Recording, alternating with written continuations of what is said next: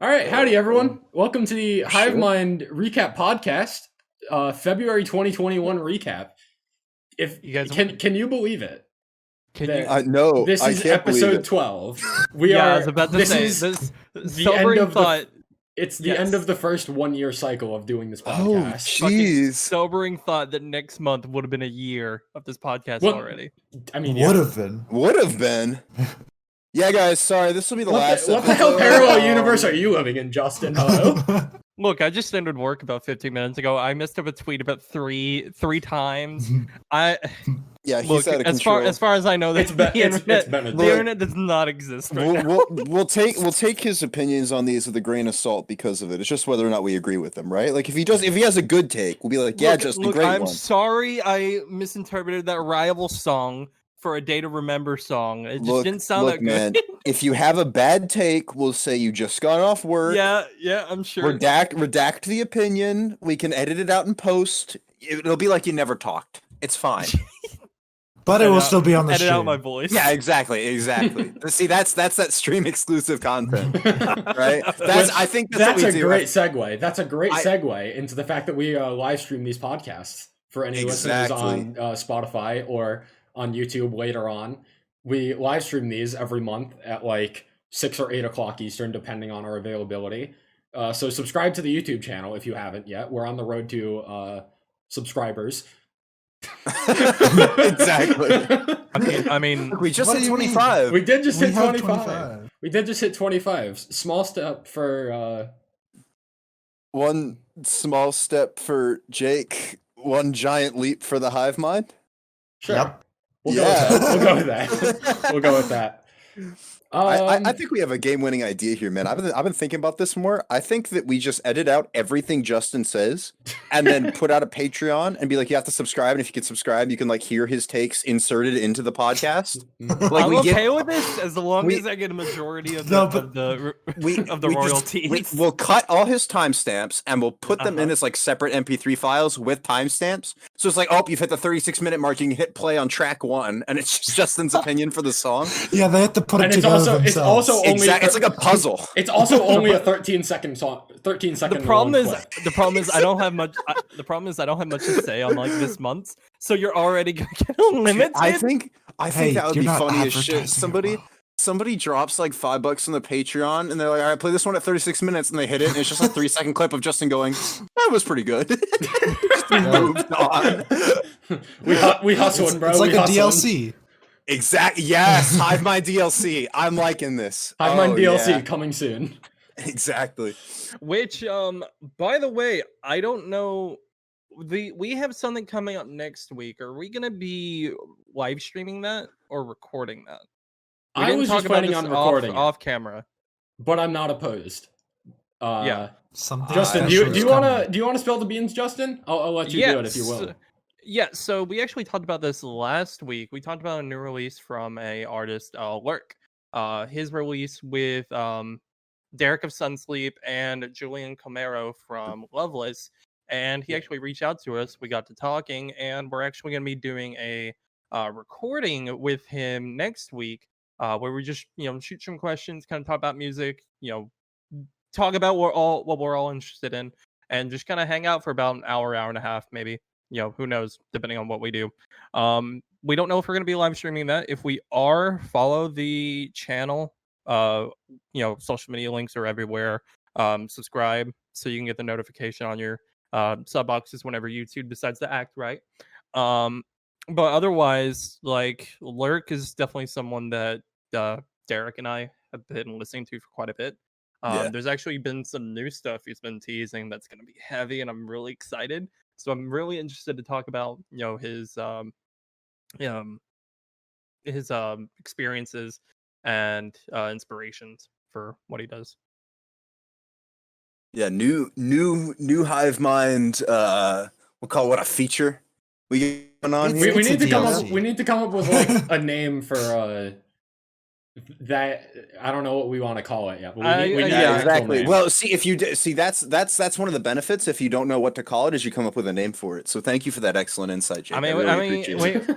I mean, we do a lot of like soapbox commentary, so we just call it like a soapbox or something. The Hivemind soapbox. I don't fucking I don't like Big. that. We'll come up with Well, it later.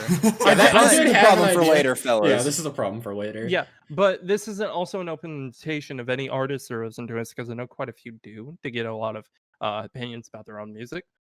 Since we're a smaller, podcast, it's going to be very easy to reach out to one of us, and Yeah, you're more than exactly. welcome to do that. We'll definitely try and set aside time if we can. We're all adults in our own minds. We are all aged. well, We are not- all not aged enough minds. adults. Show Not- through some of not- our content, right? But we're all adults here. We are all we're all aged adults. adults. That doesn't mean we act like them. Exactly. Yeah, Yeah. Physically and mentally, two different. Although, two different only, boats. only on a very specific basis, which is not Yeah. when we're recording. But no, yeah, absolutely. Reach out to us. We're more than accessible, and we'd love to have you on. Absolutely. Yep. So with saying that, I'm just going to go into leading to follow our social medias. That's where you can reach out to us at Hivemind Radio _ on Instagram and Twitter. Hivemind Radio on YouTube. Hivemind Radio Recap on Spotify and a bunch of other streaming platforms. Reach out to us. Let us know what you think of the episodes. If you want to be on the podcast or anything, we're open to it. So yeah, I think that's most of what we needed to get out the way at the beginning here. I think the only other thing I want to mention is my radio show is officially back now. When we did our January recap last month, I hadn't started it yet, but I've been doing it for 3 weeks now, and I'd say things have been going pretty smooth so far. So if you want to catch my radio show, which is why this podcast even exists in the first place, I have a radio show every Tuesday night at 9 p.m. Eastern, where I basically play a bunch of the music that we talk about on this podcast here. So if you want to basically just listen to the music instead of listening to us talk, you can listen to the radio show. I post the announcements for when I go live every Tuesday. And yeah, that's about it for the radio show. If anyone that listens to this is interested in that. So is there anything else we want to get out of the way before we get into talking about the actual February recap, where we talk about new music from the month of February? Oh, thank you. Thank you for that clarification. I was a little confused there for a second. I didn't know where we were going. Yeah, it's fine, Derek. I know you're a little bit slow, but I thought. Dude, there's no need. Stop. You've got to be kidding me. Unreal. We are less than 10 minutes in, and counseling's already necessary. I can't believe it. Usually it takes us like at least 4 songs in before somebody has a dissenting opinion, and we all get upset. But no. We're 10 minutes in, and you've called me slow. Not even. I can't believe it. Not I can't even. believe it. I'm going on strike. When can I form the Hivemind Union? I feel like I need some trust busting here. Like I'm gonna grab my picket sign. I'm gonna go up front. Hivemind unfair. Quill J1 is in there, standing at the concession, plotting my oppression. I'm indeed in there. I can't believe it. I can't believe it. Oh I cannot believe it. You know what we should be in? 10 likes and we February remix recap, that. fellas. Yo, true. yup. That needs to be a vocal sample. I think right before like some bass drop or breakdown. I'm feeling it. Just build up. Quill J1 is in there, and it drops. I like this. I like where we're going. I'll get Bill Murray on that. Yeah, exactly. All right, shall we get into the music, fellas? Let's go. Absolutely. Derek, take it away for this first one. Oh, God bless America. We have Australia. Nope. Dude, Era is not Australian. Wait, are they not? No. What the fuck? You are, dude. This is I think you need to sit this one out. I need you to go sit in the corner and stare at the wall. Think about what you've done. Okay, I will. Look, okay. Not everybody on UNFD is Australian. I'm well aware. I don't know where that came from, but Dude, he's out of. Yeah, the A in Era stands for Australian. We've got a new single from Era entitled "Scorpion Hymn."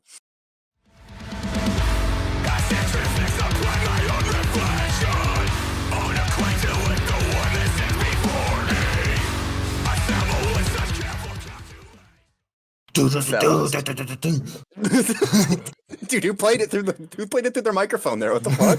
that was Toby. We're going to cut it out. Dude, it sounded so good. DMCA'd. Exactly, right? No, this is so good. I love this. This is probably my second favorite single behind Snowblood, no lie. This is my favorite single. Okay. And also, I know I've been shitting on Snowblood a little bit, so I went back. And this song made me like Snowblood. Yup. Let's go. My number one song of 2020 for the uninformed. God bless. I didn't know that JT could do Tunnel Throat until I heard this song. I didn't know he could go that low, man. This song vocally and instrumentally is just crazy to listen to. Like there's so much like vocal melody here too. I think there's one point where it's like burning in eternal shadow. You know what I'm talking about? Like that bit, and like the instrumentals like chug along with his vocal rhythm, and it makes the hit almost. That's like, gent. That's dude. It gents. It doesn't. It gents, man. It is. It's just so good. And this apparently is the first era song since like their first album that hasn't had any cleans in it. Oh, just really? like at all, or any of Jesse singing at least. Yeah. Huh. Yeah, Jesse's had some sort of vocal part in like every other one. Like even they put out a cover, what, in 2019, I believe it was, of You Think I Ain't Worth $1, but I Feel Like $1 million or something like that. It's really good, but even that, like Jesse doesn't do any singing, but he does like backing ooze, like in the pre-chorus or whatever. Like so I thought that was interesting. I would have expected there to be like, I feel like I remember Neon having a couple songs that were heavy enough that I just didn't remember Jesse's vocals in them, but I think this is the best 4 single run I've heard ever, like leading up to an album, and it's AOTY season, boys. That's all I gotta say. I have been placed in my corner of shame, so I don't have an opinion on this song. I will allow you to speak. Okay. If you have something to say. I'm also not an era, so. Alright, so my opinion on this song is very similar to how I felt on House of Glass, where it just, the uncleans didn't really work for me, and the vocal, like, not even just the uncleans, but just like the strange vocal delivery just hasn't clicked with me. Okay, yeah. And it just almost feels awkward to listen to. In saying that, I see it. Instrumentally the song fucks. But oh yeah, that kind of goes for most era songs. So if we don't get an instrumental album, I'm gonna be upset. We've got it, right? Like they've got to do something. Have they put one out before? I heard on Reddit that they are putting out the guitar tabs for the next single. So, man, I don't care about the guitar tabs. Your instrumental album. Well, then you can make your own instrumental, dude. Wow. You think I can play the drums? It's gonna be the guitar tabs and me going dun dun dun dun dun in the background, like what? And if I hit him with the bass, I go right, and then I basically got an era song. I'm feeling it. This could be it. This could be it, fellas. We get the guitar work from the next single, and then we all pick an instrument, and we make a beautiful song, and then we throw it on the Patreon. Do my hands count as an instrument? Would it cost more or less than me on the podcast? Oh, I think less. Yeah, I think there's like a cover tier and a Justin tier. Yeah. Why we got 2 tiers? Justin content is privileged content. Exactly. You know exactly. You got to be honored. You need these privileged pretty goods. Exactly. You have to understand that this is a real blessing to be able to hear the Justin MP3s. Oh, I like even now, his comment, like you couldn't hear him there, right? No, like he's not there. He's not there. You can't hear him right now. You know, we can hear him on the Patreon. To themselves. I can't help it. No, I do. I am very excited for this album, which comes out on the blessed date of March 19th. God bless that date. That date is going to be crazy, man. We've got so many new albums coming out. So while we're on the topic, what are the total albums for that date? Because as far as I'm aware, it's Era and Rivals. Yes. Right? Yes. Is Landmarks? Yes, Landmarks is also that day. Is it just those 3? Because like even still, that's a sick fucking triple threat of albums. I can find out for you really quickly if you want to do something while I figure that out. I'll continue. Yeah, no, wait. I don't know about that. Man. I'm not gonna lie. Let's see here. All right, I'm gonna find out. Y'all can keep going. This is important to me. I don't think I have too much more to say about this song. I didn't really go back to it much throughout the month. I didn't have anything on it, so that helps. It was a good song to open up the podcast with. That's all. Awesome. Absolutely. Yep. Yes, sir. But anyway, I'm good to move on to the next one if you guys are. Absolutely. Fight the Fade. This is the first time we're talking about them in one of the actual recaps. We mentioned them in our 2020 awards, but it's time to talk about their new single, Cut and Run.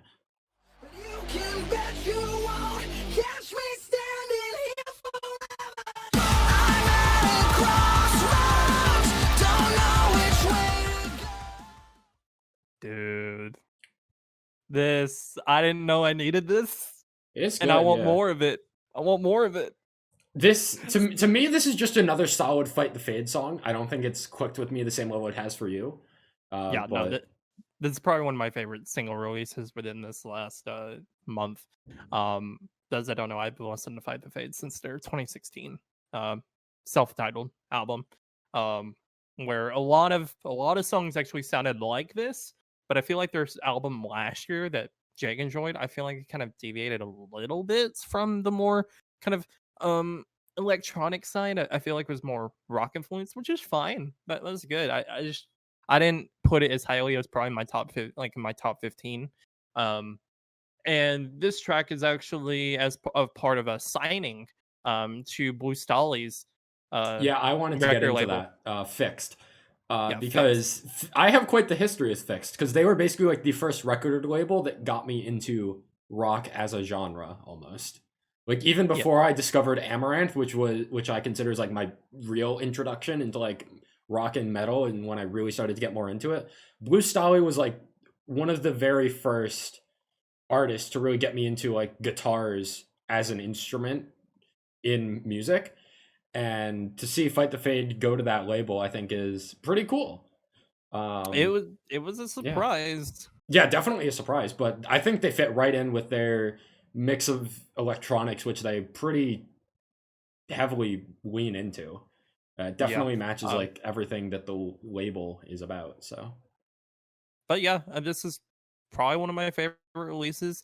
I can't say if it's better than anything that released on the albums that we'll get into, but it's definitely been one of the more repeatable songs.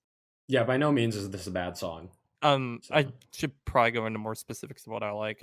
Mainly the second verse, like the second chorus after the first verse, or after the first chorus, the second verse, just where they got into that heavier part, and then slowed it down. That and then the breakdown as well. Like that's what I really enjoyed from this. Yeah, as I said before, it's a solid song. Yeah, I just want more. Yeah, I think you said pretty much anything I have to say about it. Derek or Jacob, you guys have any comments on Fight the Fade here? No, not really. I enjoyed this more than a lot of material on that 2020 album, but I just thought it was a solid hard rock song. You know, I didn't have too much to say outside of that just because I wasn't super passionate about it. But same. So that takes us to our next single then, I think. Yes, sir. We've got the new single from Nerve entitled Bad Nature.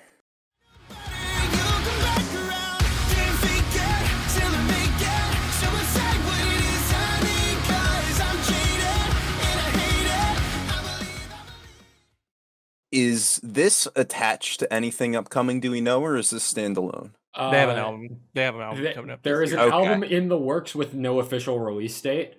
Okay. And this song is really goddamn good, and I want an album release date.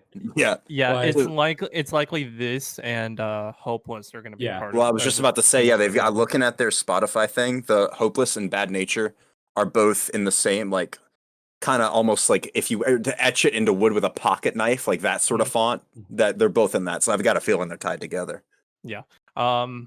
This instrumentally, amazing. Yeah. Nerve is proving that there is someone to look out for. I still like the message more in Hopeless and the lyrics more of Hopeless, but this in general is just a really well put together song. I want to make a comparison here. Is this the second coming of Captives? Huh. No. I don't think so. Okay. No. I could see it, but I don't think so. Okay. I'm not with you on that one. Okay. I will say no. Very much no. Because I feel like there's definitely like a gap between the two, especially in vocal delivery. I mean, they're also American. They're from Well, Sacramento. yeah, but I feel like the quality that Nerve has been putting out between this and Hopeless is on par with like everything that Captives are doing in terms of like small band that kind of just came up out of almost nowhere and are killing it from the get-go. Mm-hmm. Well, they had a EP back in 2018 titled Bad Habits. Yeah, Bad Habits, yeah. Where I only liked the title EP. From that, everything else kind of fell out. But in general, like there's something been on my radar for a little bit. I feel like between them and Captives, I think Captives have a bit stronger vocal delivery, while this kind of has more, kind of emotional vocal delivery. But in general, like I can see the comparisons, but I feel like Nerve has its own diverting sound. Yeah, for sure, I can see it. And it good. Yeah, this song's fantastic. Yeah. The opening riff, when I first heard that, I was like, oh, hell yeah. Hopeless didn't capture me the way it did for you, Justin, and then I hear this song, and I see what you saw in Hopeless from this band now. Yeah, I the main part of Hopeless I will always go back to is just the ending part where it loops seamlessly into the song again, and that's how I get into like listening to it for like 20 times. Yeah, I don't have too much more to add about this. Nerve are a fantastic band. Definitely keep your eye out on them. Absolutely. Agreed. So that takes us to Rivals. They're back again with another single entitled Strawberries.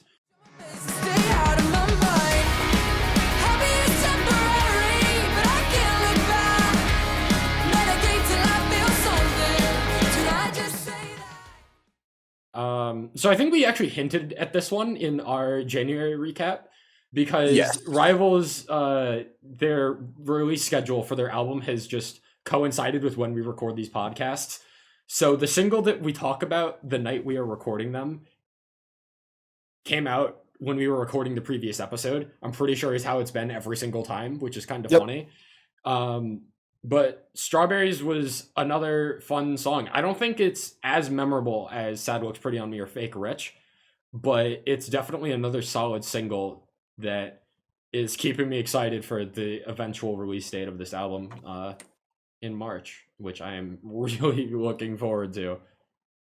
Yeah, I'm entirely on board with you there. I think it's really interesting that like we get that release date for, or not like the March 19th for the album, but like the singles getting released as we record the new ones. Because it's like last time I heard Sad Looks Pretty on Me and I was like, this is my favorite single so far. And then I heard Strawberries and I'm like, man, maybe this is my favorite single so far. And then I've heard the most recent single that came out like today, and I'm like, or 2 days ago. And I was like, man, now this is my favorite single so far. And so it's like, I can't in good faith say that like, oh, the Strawberries is my favorite single off this because I've already heard the next one and it's better than this one, right? Like, but I don't know. I think overall, like with the 4 singles that we had already, the album is shaping up to be very good. And even though like this has, I mentioned last recap that Sad Looks Pretty on Me, I felt like had more pop influence than this one. Having spent more time with Strawberries, I think that I was wrong. And like the lead singer mentioned of Rivals, this was definitely the one that had was the most pop driven, right? I'm pretty sure that Kaylee said on Twitter that this is the only song on the album that's in a major key. Okay. So yeah, that makes sense. I don't know. There's been a decent amount of variation amongst these singles, but they all seem to have that like distinct Rivals feel to them that I feel like especially Kaylee's voice brings to it. Yeah, her voice is so incredible. Every single song is so good. Yeah, everything that they have done, which it feels like almost like in her delivery a play on some of like the early days of Paris, but in a very like unique way at the same time. Like it feels like there's a lot of different influences here that have come together to make something that's very unique and very listenable and accessible almost. It is super listenable. Like I can show this band to pretty much anyone. Like I don't have to explain. Like when I talk about music to most people, it's like, yeah, I'm into like hard rock and metal. If I don't say that and I just like show them, hey, there's this cool band I listen to called Rivals, like anyone's gonna be able to take it with open arms, I feel like.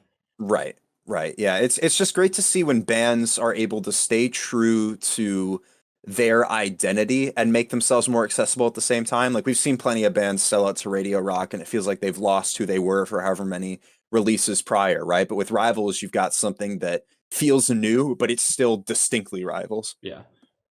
I think the one thing that's holding me back on this one is there isn't that super memorable moment for me in this song. Yep. Whereas Sad Looks Pretty on Me has one of the catchiest verses I've heard all year in the pre-chorus. Fake Rich has the sick breakdown. Lavenders is a little bit forgettable as well, but still like a solid song. The one thing that did stick out to me in this song was the bridge, which I thought was pretty creative and almost more energetic than the chorus itself, which I thought was interesting. Yeah. And then there was also a fun little production detail where there's a line that says something around the ocean waves, and then there's like some birds and some waves like in the background, which I thought was pretty neat. But overall, Strawberries is a solid song. I am extremely excited for the album. I don't have too much more to add here. Yeah, I your point about it not being like super memorable in certain aspects, like not having that wow moment in the way that some of the other singles did, I think is very on point. It'll be interesting to see like if they become memorable in the context of the album. You know what I'm saying? Like it's like, oh, this melody comes after this song, and so I remember it a little bit more because I've got that transition between the two, or like a juxtaposition as opposed to this just like coming on in my playlist, if that makes sense. Mm-hmm. But alrighty, let's move on. As Everything Unfolds have been on the exact same album release schedule as Rivals has, which is incredible because both have been incredible. And Grayscale, it's their latest single.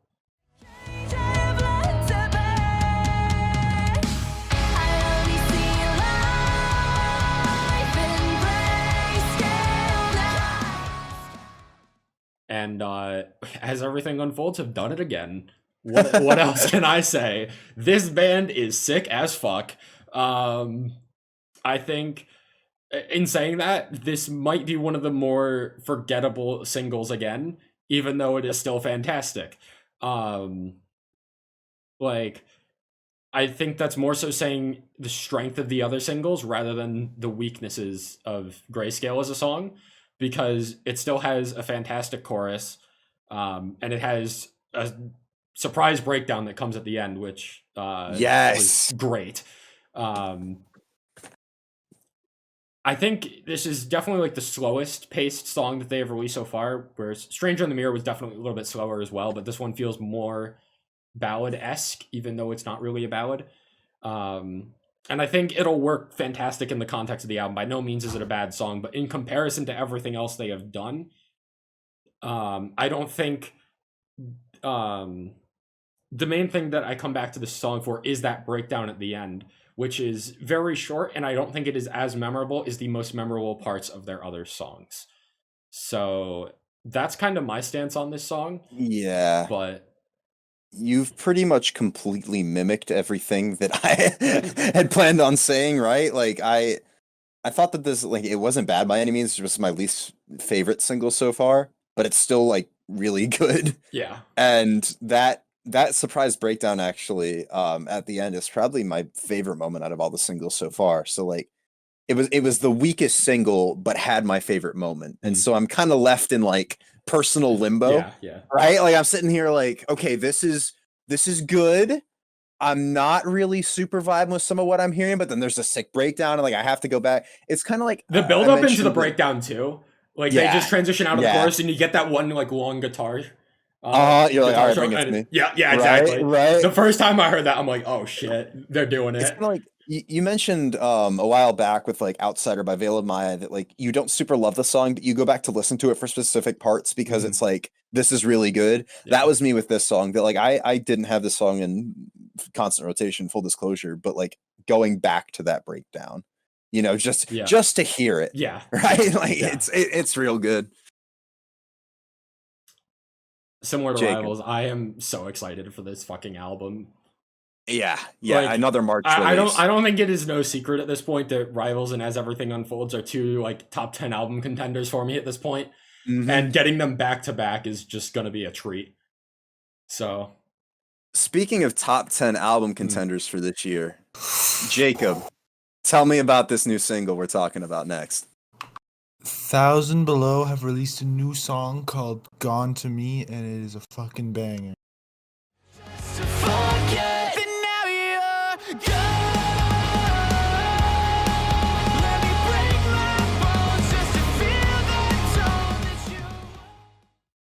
I listened to it 25 times in the first night. Yup. You got any updated numbers on that? I'd have to check, but we talking well over the 100 at this point? No. Oh man, rookie numbers. Justin's Traceless numbers be like. Yeah, exactly. Justin's listened to Traceless like 10,000 times at this point. He's literally, all of his playlists have been completely emptied and just filled with the Traceless EP on repeat for like 20 hours. Like, no, this new 1,000 Below is damn good. This is one of their best songs, I think. I would have to agree. I think it's a good combination of both their albums. Like, you got the soft parts, you got the heavy parts from their first album. It's so good. Yeah, to me, this felt like it would have fit almost more on Gone in Your Wake than the Love You. I think so. This, for me, probably would have been like mid to upper part on my rankings from Gone in Your Wake, I'd have to say.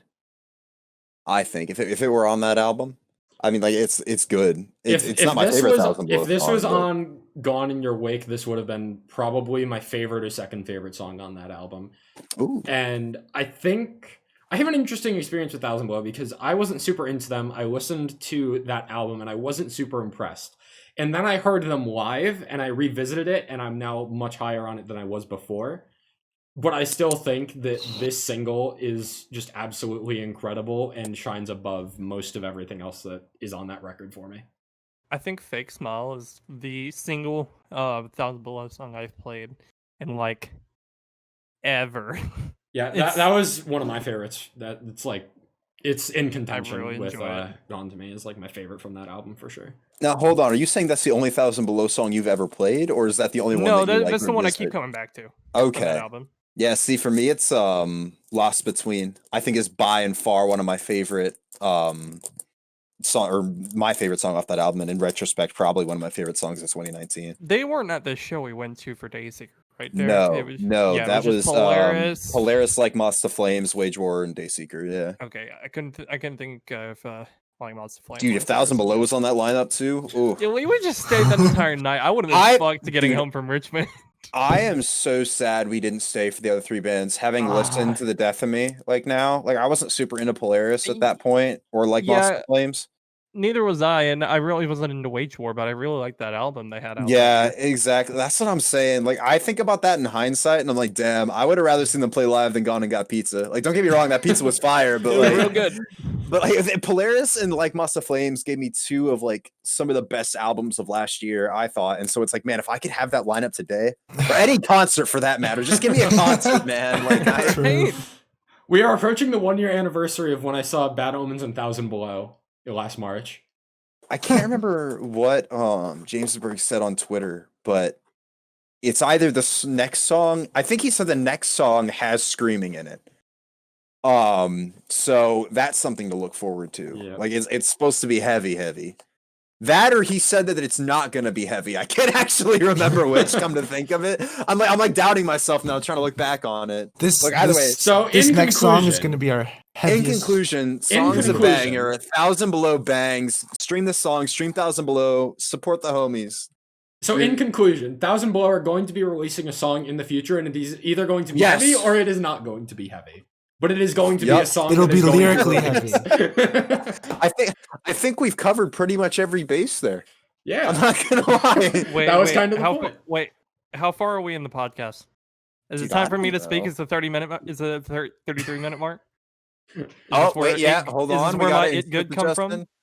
I don't know what time we're at, but you know what? Go for it.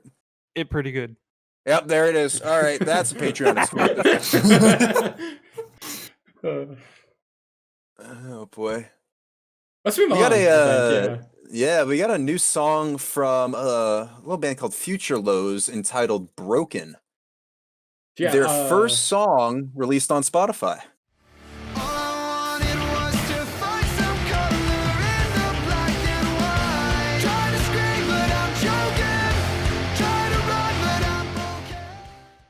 Yeah, it's their debut single, and I remember, Justin, you put me onto this one. You linked it in the group chat, and I thought, you know what? That's pretty all right, especially for a debut single. Right. I remember the exact words when I sent it. It's like, you fucker, there was more music that released today. Why are you finding new music? Yeah, because you sent this to me the night that Normandie released their album, and it's like, okay, new music, yes, but Normandie just released a new album. Look, you can't go wrong with more music. But I found these guys from the post-hardcore Reddit. They actually tweeted themselves and did a follow for fans of Normandie, and was like, "Oh, Normandie just released today. I like Normandie." Click, and it actually, it's pretty good. It is. They tout on their. All right, I probably shouldn't have read their description on their about page, but on the Spotify, they were inspired by Funeral for a Friend, Story of the Year, Good Charlotte, and The Used, and then as contemporaries of Holding Absence, Architects, and Dayseeker. That is a list and a half. Yeah. That's like two sides of two different spectrums, right? And if that's kind of the fusion we're going for, I think I can kind of dig it. They're Irish? Apparently. What the? Oh, I didn't know that. Damn, when are we getting the bagpipes? Wait, no, is that Scotland? Is that Scotland? Dude, I am so uneducated. I realized it as soon as I said, "Hey, yo, trim that in post. Trim that in post." A little late for that one. Hey, look, I feel about this the same way that I did the first Makena single that we listened to. That I think it's good.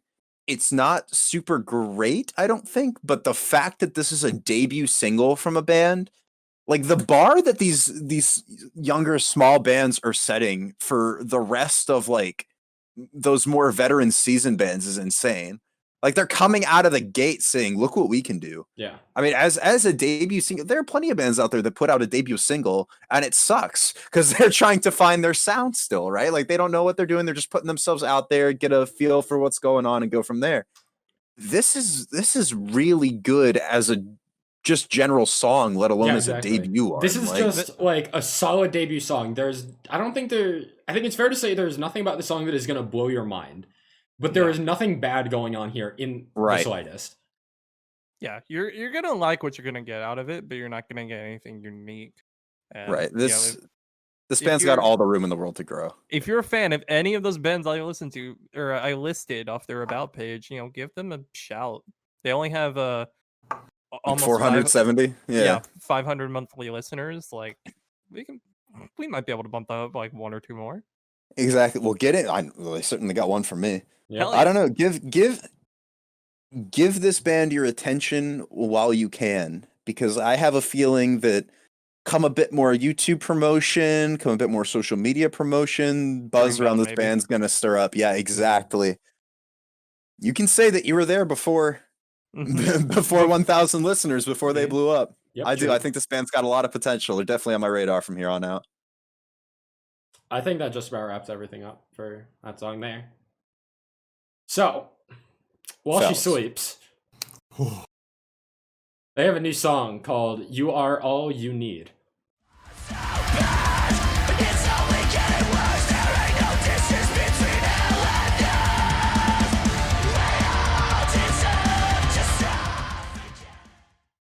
And that's it. You are all you need. This song is all you need. I am all I need. You are all you need. You are all you need. You are all I need. I think these two are having a stroke, too. Me am all me need. You Jacob is all I need. Jacob? Embrace I think Derek just went through 4 different alternate realities. Man, I just went through like all 5 stages of grief at once. I've been broken. It's because I have to finally admit to myself that I like a While She Sleeps song and I don't really know what to do with myself. What? I think that's what it comes down to. I loved Silent Speaks for the longest time, and then one day I woke up and I was like, damn, I don't like this anymore. Gone out of the playlist. What is wrong with you? I know it's a sin. I still feel bad about it. I got to, what was it, So What in 2019? Yeah, I hated that album. That was probably a bottom 10 album of the year for me. I'm not gonna lie. Justin, I know. I'm gonna need some help here. Look, I don't man. know if you're gonna get Look, man, I listened to it once. I thought it was good. Went back to it and thought it was all right. I definitely not bottom 10 for me. I didn't even like Sleep Society, right? But we get to this single. I hit first listen. I'm like, look, I love the instrumentals. Vocals aren't doing it for me. The vocal delivery's never really done it for me. I don't care. I gave it the second listen. Ooh. By God, this is one of my favorite songs released this month. So good. Is my favorite song released this month. Let's go. Now I think the instrumentation is really what sells this for me. The vocals have grown on me. I'm to the point where I like them, but the instrumentals are just like that bow on top. That's like, look, we've given you the package. I'm going to seal it with this like great build up to an incredible tapping solo. I mean, it's just, yeah. I've suddenly, my excitement for this album that they're putting out soon went from like -30 to like seriously peaked. Right? Like I am now excited for a While She Sleeps album, and I didn't think I'd ever say those words, but yet here we are. This, everything about the song, instruments, vocals, lyrics. I gotta read some. Hit me with it. I'm gonna read the chorus. It's so good. I'd rather be underrated, the minor, not the major. I don't need liberation, a higher state of being. I'd rather be hated, cursed instead of sacred. We're gonna set the record straight, no hidden fucking meaning. Basically, do whatever the fuck you want. Don't let anybody give you shit for anything. Yup.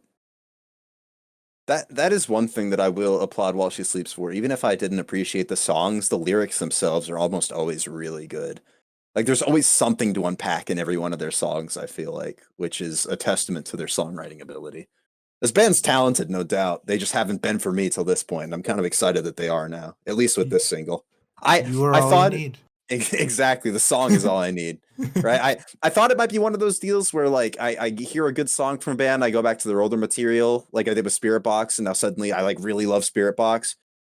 It was not the case. I still don't like the rest of their older material, but at least with this, I've got While She Sleeps in my playlist. I'm very excited to see where they are moving forward.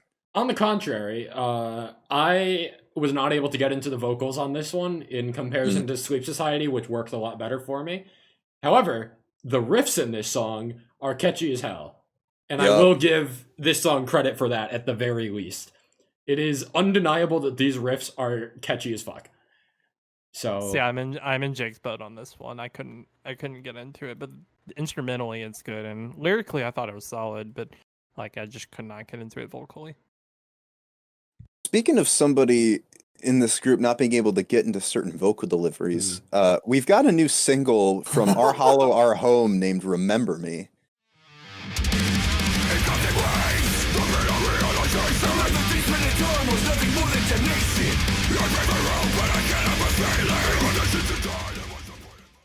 Jake, I think you were just silently called out. I don't know about that. No, it wasn't silently. it was. Yeah, that's fair. It was a little bit less than silent. I mean, I also didn't like this, so it's fine. Man, Jake, I want to hear your opinion on this first. I want to see, has it changed at all since your initial reaction to it? No. So not worth a shot. I will say that it's getting better than where I was on first listen, but it's still below the bar of something that I would want to go back to in my playlist. where their Queen's vocalist from when I first heard Burn in the Flood, fantastic, even better in this song. The Queen vocals in this chorus are just amazing. I love it. And then we get to the Unqueens, and I'm not a huge fan of them. Once he starts to do those vocals that aren't as harsh in a couple parts of the song, I kind of like the vibe that he's got going for when he's doing, I don't know how to describe it. But there's some parts of the song where he's like I know not doing mean. Unqueens. Yeah. And I definitely like that sound more. And then we get to the Rio feature. And I will stand by this with Rio is better in a feature than any song I've ever heard of him in Crystal Lake. Yep. So I agree wholeheartedly. I'm with you on that one. Whoa, I think every whoa. No. I'm gonna stand with Jake on this one. I think every Rio feature is a banger, certified. I have yet to really truly enjoy a Crystal Lake song. Aeon. Yeah, it's good. I don't know. I don't have. I don't have it. Aeon doesn't hit the come same. back after you see them live. You know what? That's true. After you see Crystal Lake live, your life will change. That's another tour I missed out on. Fit for a King, Chelsea Grin, Crystal Lake, and whoever else was on that tour. There's one more band. That's another one that COVID took from me, and I'm really sad about it. I do. That's a band I need to see. Yeah, it was Alpha. Oh no! Vietnam War. Dude, I would have crossed the border for that. Dude, yeah, I know. I've seen footage of like Rio doing his feature on God of Fire live, and the dude is an absolute behemoth live. Like, at least from the footage, let alone seeing it in person. I'd probably like ascend on the spot. He'd hit some like really nasty low, and I would just like my soul would leave his body. Yeah, no, our Hollow Our Home is a band that I've known about for a couple of years now, and kind of had not a love-hate relationship with, but I've been very confused as to whether or not like I truly love this band. Like they put out an album, I believe it was in 2018, that I thought every song on it was good, but it was missing that like little push over the edge, except for one song. Hold on, I believe it's called Parting Gift. And that was 2018. Yeah.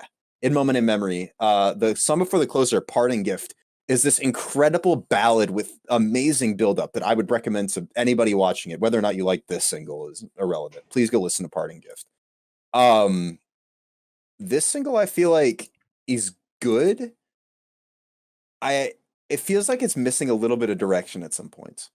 Like there's one point, I believe it's in the second verse, where the Uncleans go into this little bit that I feel like it doesn't add anything. Like, I don't know how to explain it. There's a section of the song that's there and it works for what it is, but I feel like it could almost not be there and the song would be the same. And I'm doing a horrible job of articulating it. But yeah, all that to I don't say know what that you're talking about. I've confused myself, so there's no way in hell any of you guys know what I'm talking about. But no, all that to say, I think that Our Hollow Our Home are two singles in and are slowly, steadily building up my anticipation for this album. I mean, this is just another good single from a band that I feel like not enough people really talk about or know about. I want to see them with Bury Tomorrow. That would be. I feel like this band and Bury Tomorrow have a lot of similarities. Now that you bring it up, yeah, well actually, maybe that's why I don't like that as much as like other metal. Honestly, maybe same here, because Bury Tomorrow never really clicked with me either. So yeah, see, meanwhile for me, Cannibal just barely missed my top 10 of last year. Yeah, no, I'm very interested to see where this album goes and what direction it goes. I'm always just a sucker for British metalcore. Like, except for While She Sleeps, apparently. Yeah, you know what? We're getting there. We're getting there. British metalcore is all I need. How about some Japanese metalcore? Crossfade. Who put out the only EP of 2020? Yeah, also true. Also true. Hey, come on, 1,000 Below did too. Come on, man. No, I'm pretty sure Crossfade put out the only EP of 2020. Yeah, I don't remember. I'm looking through, and I've on my list last year. I've got 296 albums and one EP from Crossfade. Yeah. So anyway, Crossfaith released a new song called Dead or Alive.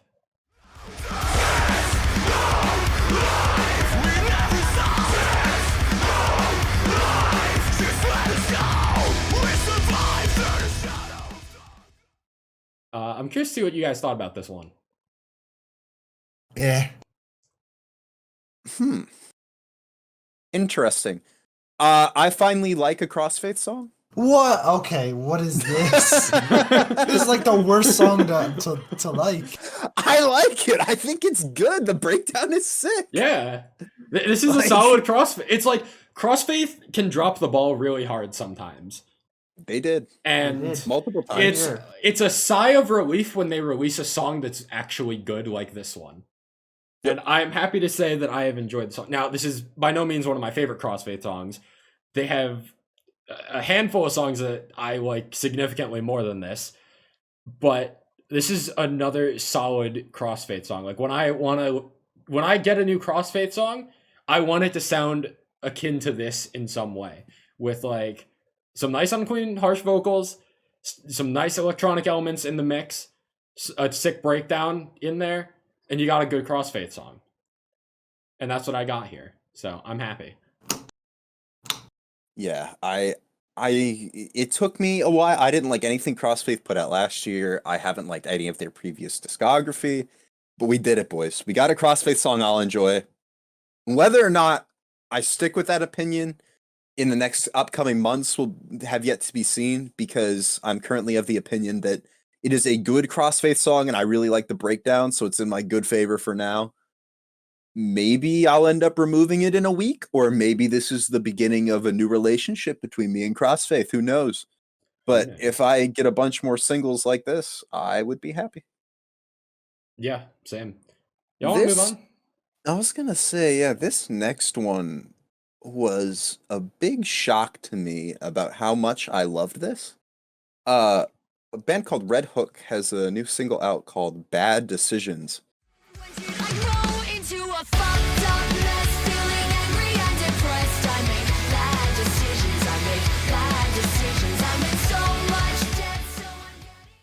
This is coming off of an upcoming EP entitled Bad Decisions, coming out in April, by the way.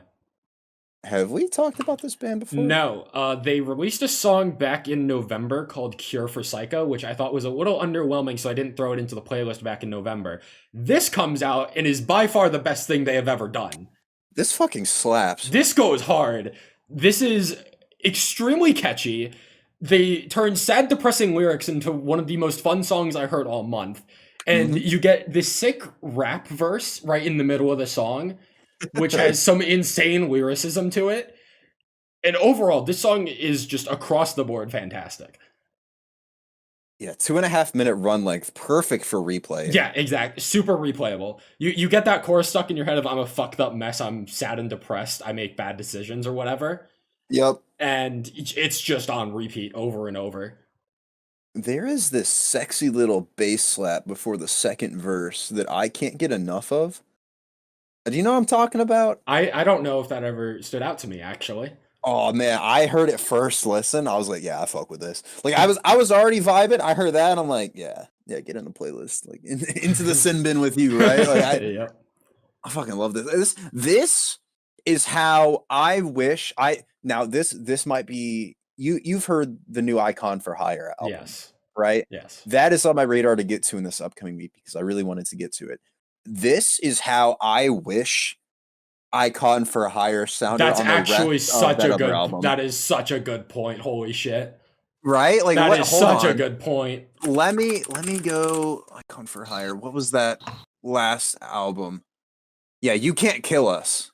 I actually never listened to that This album, is the direction that I wanted Icon for Hire to go into. I think you might be pleasantly surprised then, to be honest. Okay, good. I've heard actually good things about Amorphous, so I want to check it out. But this single came out of absolutely nowhere and blew my mind. I've actually coincidentally found a couple more songs that kind of sound like this recently, and like it's within the past week too. They just kind of popped onto my radar and came out of nowhere and surprised the hell out of me. I mean, this is just really good. It's catchy. It's repeatable. It's got surprisingly great moments instrumentally for what it is, right? Like some great lyricism, pretty sick guitar riffs too. Yeah, overall, just like surprisingly one of my favorite songs of the month, and a month packed with great songs. Definitely.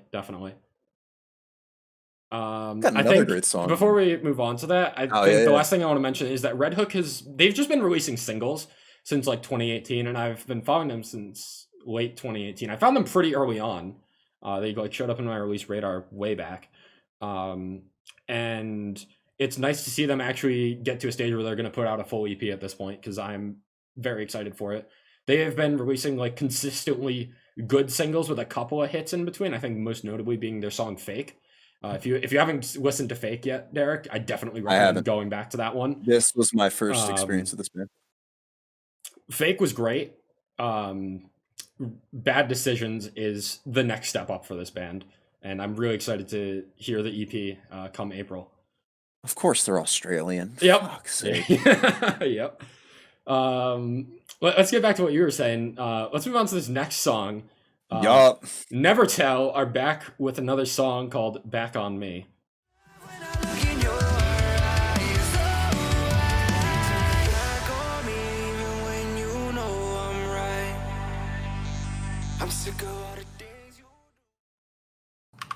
Banger. Yeah. Everything in My Mind, their previous single, didn't do it for me. This one did it for me. Yep. Nope. I agree. This is the first Never Tell song in a long time that I have felt very, very, very happy about. I haven't enjoyed it. Visibly broken by this. I haven't enjoyed it. I feel like you guys song. talked good about the last single because I adored it. It was really good. It was good, but it wasn't super memorable to me. This though, this is memorable. This is I'm on the opposite side. Tell me, I heard the intro. And I was like, this sounds like Personal by Point North. And then I listened to the rest of the song, and I was like, damn, this sounds like Point North.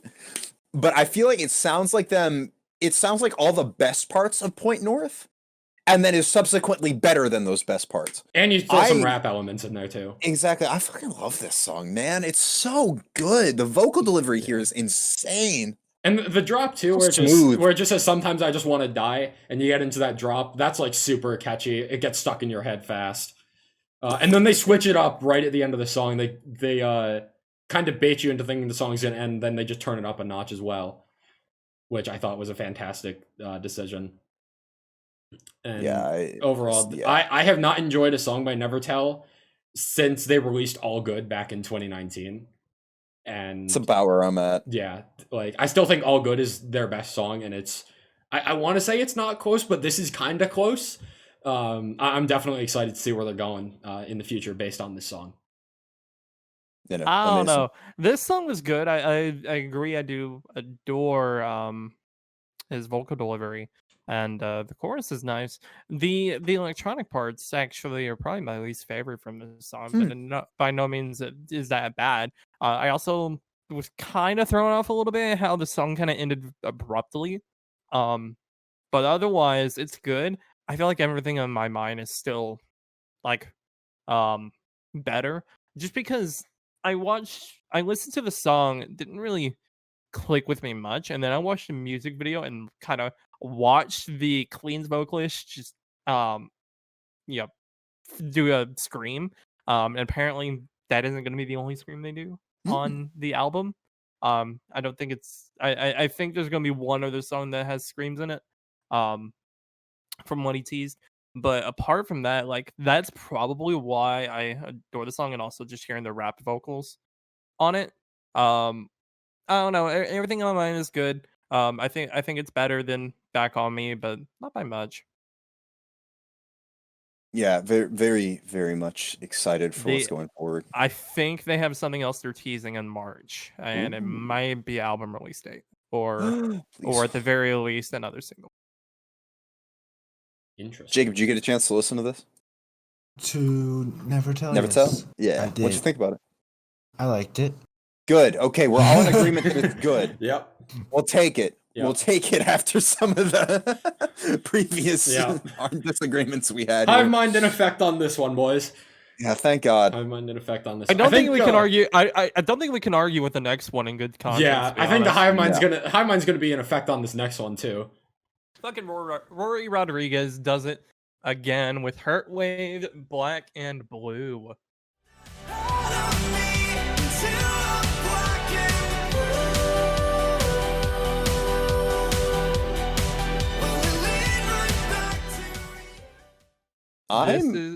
This is probably the first song I've like had repeating since Bleach. I think this is probably my new favorite. I'm stuck between this New Year's Eve and Bleach. I'm at a point where I don't know if they can top New Year's Eve right now with how good that song is. But Black and Blue is still a fantastic song, so it's another fantastic addition to the Hurtwave discography for me. It's just super fun. Gonna get some flack for this. I can feel it already. I feel like I have the same opinion as you. Okay, is it about the song or this project? Okay, never mind. I don't have it. Okay, yeah. I am starting to like Hurtwave more than Dayseeker. That's a bold statement. I retroactively went back and listened to my 2019 albums of the year. Sleep Talk by Dayseeker is chilling at number 2. Great album. I'm not as high on it now as I was then. I'm looking at Hurtwave, and Hurtwave is 6 for 6, right? Like, this sort of chilled down version of Roy Rodriguez, I almost, and especially in like songs like Already Numb or Starving to Be Empty, right, on Sleep Talk, I almost like more than the more aggressive vocal on, rock instrumental version of Roy Rodriguez. Like those stripped down covers he's been posting to Twitter, I like a lot more. I don't know. There might be something wrong with me. I know that there's absolutely zero agreement from the rest of everybody here. No, I get the sentiment, though. I'm also in somewhat of the same boat. And then I go back to his Doomsday cover, and I fall in love with everything he's ever done, always. Right. So, right. I don't know. I guess it's a conflicting, like, two sides of my brain, but Burial Plot, Starving to Be Empty, Already Numb, like those are. Yeah, I'm at the point where my favorite Dayseeker songs are the ones where there are no uncleans in them and the instrumentals are toned down. Not to say that I don't like the rest, but I feel like they're almost a step below the others. So I'm getting something like Hurtwave, and I'm like, damn, this really lends itself more to Roy's voice. I think personally. No. I'm not saying Dayseeker is bad. It's like this is like a 9.5 on 10. Dayseeker's like a 9 on 10. Like, don't kill me. Now, here's my counter argument. Oh, no. Do you prefer how they're releasing stuff for Night Therapy 1, doing it one at a time? No. Neither do I. No. I wish stuff like New Year's Eve as a surprise song would like make this this project EP, I guess, top. New Year's Eve had to release on New Year's Eve, though. Yeah, there's no way you don't. I don't know. I get it because it's the first release from the project. I feel like moving forward, if they do this again, I'm not going to be super keen on it. Yeah. Like it's for me, and I'll talk about this a little bit later as well. But it's the too close to touch effect, right? Like I get 1 3-song EP, and I'm like, man, this is sick. And I get another 3-song EP, and I'm like, okay, well, I like this. And then I get a third one. I'm sitting here like, well, why don't you just give me an album? Like, I'd prefer that to the, 3-song EPs every once in a while. It's the same sort of concept here where it's like, okay, we get 3 singles. I'm glad we're getting a constant stream of music. I'd prefer to just have 3 singles and then an EP, or 3 singles and then an album. So for their first EP and like getting exposure and letting each individual song have time to build, I get it. I understand it. Moving forward past Night Therapy 1 for, say, Night Therapy 2, I would love to have 3 singles and then 3 surprise singles for an EP. Right now, I feel like they're trying to build hype for the project. For Night Therapy 2, I need them to build hype for the release. Right. Yeah, I think that's fair. I mean, all that to say that this is a fantastic song and Roy Rodriguez's voice is incredible. Like, you can't miss, right? Like, you can't go wrong with this. Like, they already have 62,000 monthly listeners on Hurtwave. Well, that's what I'm saying. Like, if you release each individual single, right, every once in a while, then it gives more opportunity for exposure as opposed to, like, if you're thinking about it in terms of tweets, you've got 6 tweets of exposure per song as opposed to maybe 3 for a song and then 1 for a release, right? So I get it, but like we've said, I think they need to do it differently moving forward. I hope they do it differently moving forward. Yeah, the thing that has more monthly listeners than Noya has, and that's a crime. No, that is Noya's real good. I think I'll be the lone disagree. I thought they were at like 80. No, Noya's at 54. Oh, they might have gone down. It probably dipped because the album's been out for a while. Yeah. Now. Yeah, anyway, and also through people like with their end of year list going through. But let's move on then. We got a couple small bands coming up here. Outsider Heart have a new song called Anyone But You.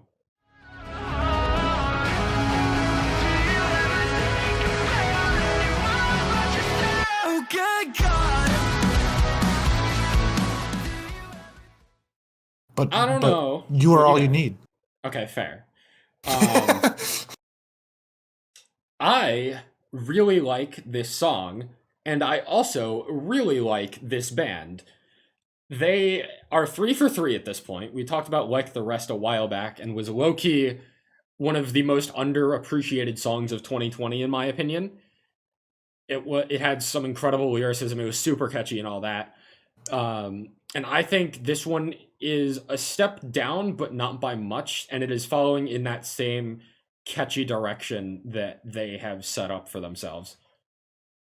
This is just a fun, upbeat song, and I've mentioned it before with a couple other songs where it has more of a structure like an EDM song, where you get a chorus that builds into a bit of a drop, and I think it just works really well. It's just a fun song to listen to.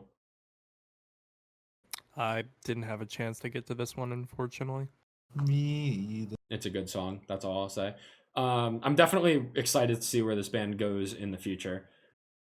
Fantastic song. This is one of the hidden gem bands that I am most actively interested in what they are doing for the future.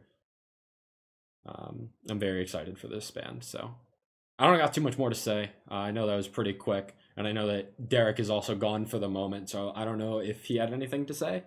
But I'm too bad for him. He missed his opportunity. I'm kind of good to move on. So yeah, I'm sorry, guys. You gotta go subscribe to our eventual Patreon to get Derek back in the podcast.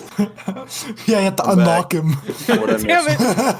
Derek, you're not supposed to be back yet. You have any comments on? Yeah, you're DLC, man. Any comments on Outsider Heart? Oh, yeah, it was good. I just you're subscribing to hear me and Justin do the same 3-second soundbite. No, I this was very the way I like to put it is vocally satisfying. Yeah, like I very much enjoyed this. This was the single this month that I feel like I need the most amount of time with to grow on me, and I haven't given it that due time yet. I heard it on first listen. I'm like, this is good. For like a lot of singles that kind of underwhelmed me this month, I heard them and I was like, yeah, this is okay, or this is good. I don't feel the need to revisit this. This was the single this month that I heard it. I said, this is good. I need more time with this. I think because the guitar solo was nice. The vocals were fantastic. I just, the parts are there. I just need some more exposure with it. And frankly, I haven't given it its due time yet. But yeah, I think that's about it for that one, to be honest. Justin, it's your time again, my friend.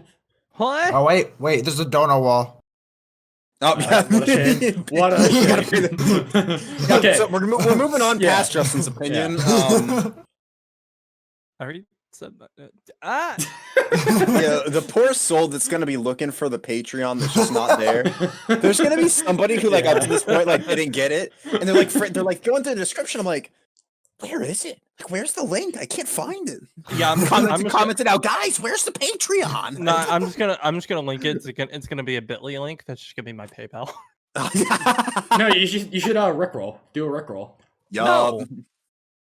Anyway, not anymore with the bullshit that's going on with it. Anyway, yeah. Olesti. New song called Voices, featuring Julian of Loveless.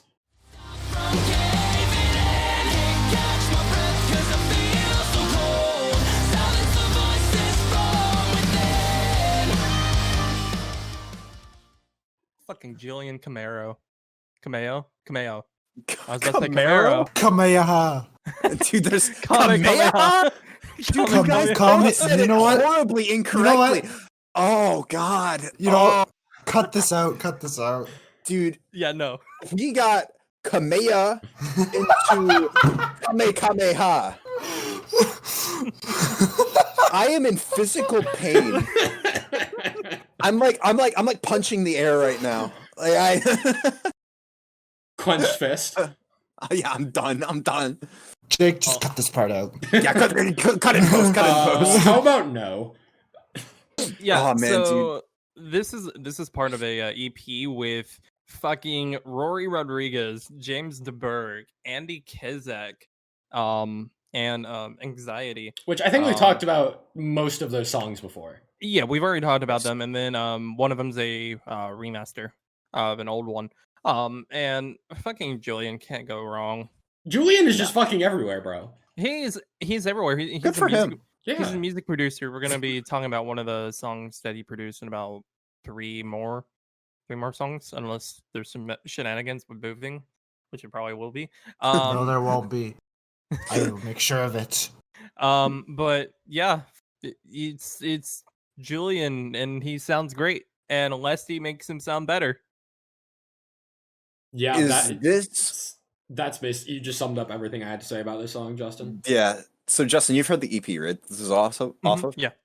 All right. Is this your favorite song off the EP? No.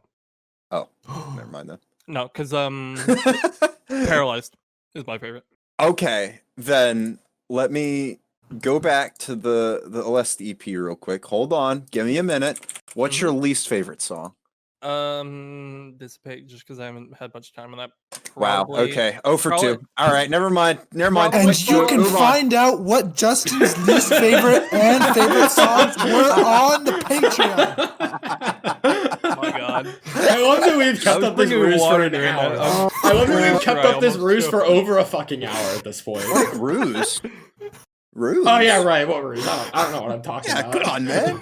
Look, the title of this episode is gonna be Justin DLC. Yeah, exactly. Some of the Patreon, something like that. So this, we're not in agreement on any front on what our favorite and least favorite are, which is a damn shame because I was hoping to have some sort of a mutual agment there. But this... what are you looking at on yours? Okay, so this is my favorite song off the EP. Okay. My least favorite is "Fooled by a Dream," and it's not even close. Yeah, that's fine. I was going to say if I had more time with Dissipate, probably Fooled by. Okay, I'll take it. Yeah, because that's a remaster.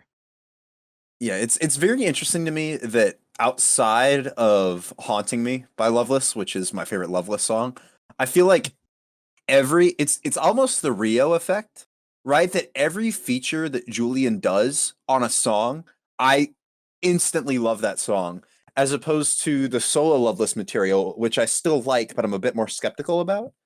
Like, I don't know. I really like his voice here. You know, either way, this is a great song. Julian's voice fits very well with the instrumentals that Lesty have put together here. And I'm glad to see Loveless on an EP with Rory and James and Andy.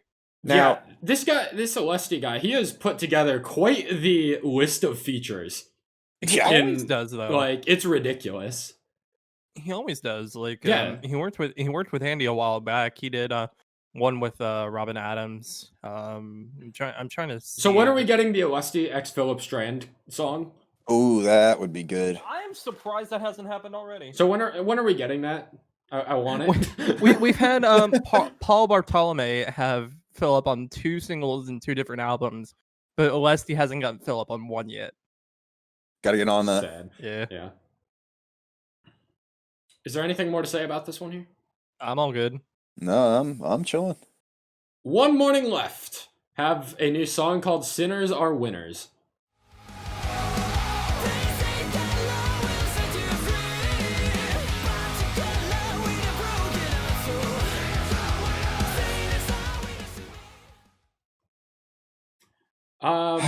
I'm conflicted. Yeah, I'm also conflicted. I just don't like this band. I also am not a fan. This band had me very interested with Neon Highway back in December, Yep. And then these last two singles have both leaned more into just traditional metalcore that I don't think works nearly as well for their sound. It's like parody crabcore is what it is. Kinda. And I don't know how to feel about it. Like what I've gathered from going back and giving some of their like older material a listen is that they're trying to not take themselves seriously and put out like stuff that's supposed to be a parody of the scene or whatever, while keeping true to some of those earlier, like early 2010s electronically influenced metalcore. Like you mentioned, Neon Jaime had me really intrigued. That was a very unique sound. Yeah. And I was like, well, what else is this band gonna put out? And then we got Ruby Dragon and Sinners Are Winners, where I'm sitting here like, okay, these songs are good or whatever, but it feels like in trying to parody those earlier bands, they're doing it in a way that sounds like those earlier bands too much for it to be like as unique as Neon Highway was. So I'm leaving these songs like, okay, they were good. I've heard this a million times. The parody aspect of it wasn't blatant enough for me to come back to it in a way that like Hypa Hypa by Eskimo Callboy was supposed to be like a parody of a lot of like Eurovision stuff, right? Like that's clear, that's tangible, and the song's better for it. This, I'm just sitting here left with good song. I don't really see any appeal in coming back to it, you know? I think in comparison to Ruby Dragon, which kind of felt similarly underwhelming, I think this is definitely a step up. I feel like it has a more memorable chorus at the very least. And a pretty sick guitar solo as well in the second half of the song. But it's still not enough to keep me wanting to come back to it in the way that Neon Highway did, as we've already mentioned. I'm still interested to see what they do, because I think Neon Highway is an interesting enough sound to where like there should be at least a couple other songs. There's gotta be. There's gotta be. Yeah. Surely we get at least one. Yeah. But yeah, that's kind of all I have to say. Oh, me as well. Moving on, then, we have a new band for the podcast here in Landless with their new song called Nobody.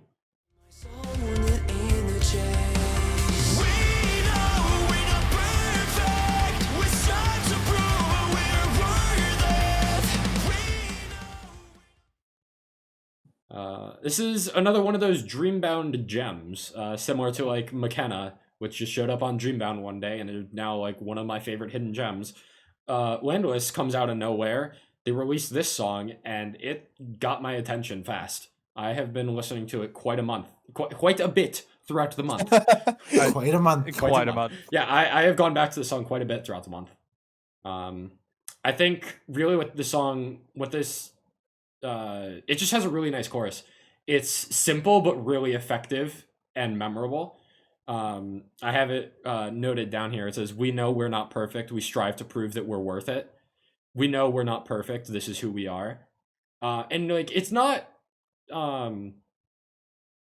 super complex. It's just very easy, and it's very repeatable. And I think that's what makes it work so well. And I think the vocal delivery with it also helps. So I was pleasantly surprised by the like almost atmospheric instrumentals and how the vocals really blended well together with them. This, being a single coming off of a second EP they put out 2 years ago. I went back and listened to Blooming Mind, and that is far heavier than I thought. They would do. Interesting. It's fairly heavy, and probably one of the reasons why is there were more trendier songs. But this one in general, like this sounds fairly like well done. I'm anticipating hopefully something like an album coming out this year for it. I feel like this is was set to release their debut album in 2021. Okay, so cool. If this is the start and what their sound is going to be like for this album, I'm all for it. Yeah, it's a solid sound for sure. Derek, what do you think? It was good. Another one that I feel like I need a bit more time with. Dreambound, like you mentioned, has been putting out some real bangers recently. Yeah. It feels like, for me, my opinion of Dreambound beforehand, like I guess in previous years, was that like, oh, this is this is a band where, or not a band, but a channel where I maybe get one good song out of like every 10 to 15, and like the other ones are all right, but I won't come back to them.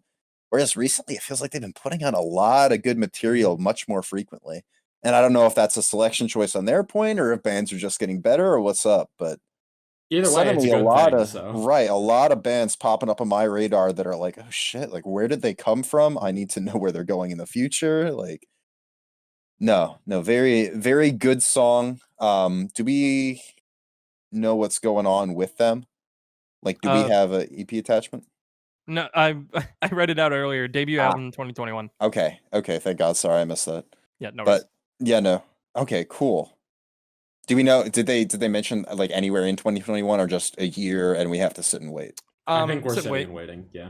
Okay. Yeah, it's what it is. And I mean, as long as we get I will happily sit and wait for it. So exactly. Yeah. This puts them on my radar. Gets me peaked and honestly excited to see where this goes, especially if it's only up from here. Yep. Hey, I'm still waiting for that second Born of Osiris album that was supposed to come out in 2019. Right. Exactly. Maybe not so happily waiting for that one. Right. at this point. It's turned from anticipation to anger, right? Like I can't wait for it versus where's my fucking album? You said we would get 2. Touching back on my list just a little bit. There's Slovakian. Huh? Slovakia, Yeah. Interesting. I didn't even know they could make music there. Wow. No.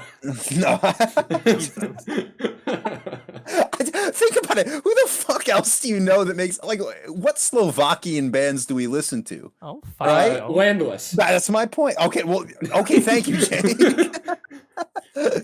I know that's an interesting one. Next month we're talking about Waterless. Fuck. Hairless. Then we got a gasless and Liquidless. I mean, guys, we have loveless, traceless, landless, timeless, heartless. oh jeez. Anyway, let's just move on before we get too sidetracked. They really these bands have like they put less like off to the side and then they like blindfold themselves and take a dartboard. And they've got like different words from the dictionary and they're like and it hits it and they're like, all right. That one sounds nice. I really want someone's like top EPs and top singles just to be filled with bands that end in less. Less. Yeah, exactly. We got a lunchless, deskless. Oh my god. Throw another dartboard. We got closetless. Dartless. Run out of darts. Perfect. Throw yourself at the dartboard. Yeah, exactly. Oh, I got those hospital bills. We got a cashless. Oh my god. Jake has been Not trying up so here. hard to get us back. Jake's been trying to transition. We're just like, oh yeah, but dartboard. Yeah, Jake punching the air. God bless. We've got a new song from Hivemind favorite Citizen Soldier. They're back again. Hallelujah! We transitioned. I'm not dead.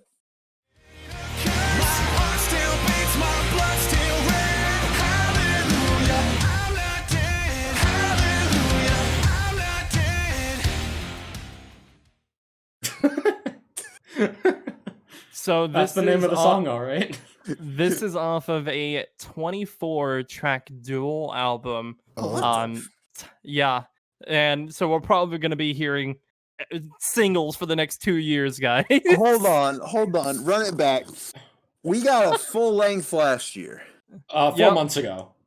This year, we're getting a 24-track double album. Yep. How? Why? Dude, It is titled "This Is Your Sign." Whatever month that is. Yeah, this is technically off of part 2, I believe. This is off. This is Your Sign part 2. So are they releasing congruently, or I have no idea. Probably you're supposed to know these things. Probably with how the last album went. 1 month our playlist is just gonna be half Citizen Soldier. Let me see if I can find out. Actually, I'm gonna investigate.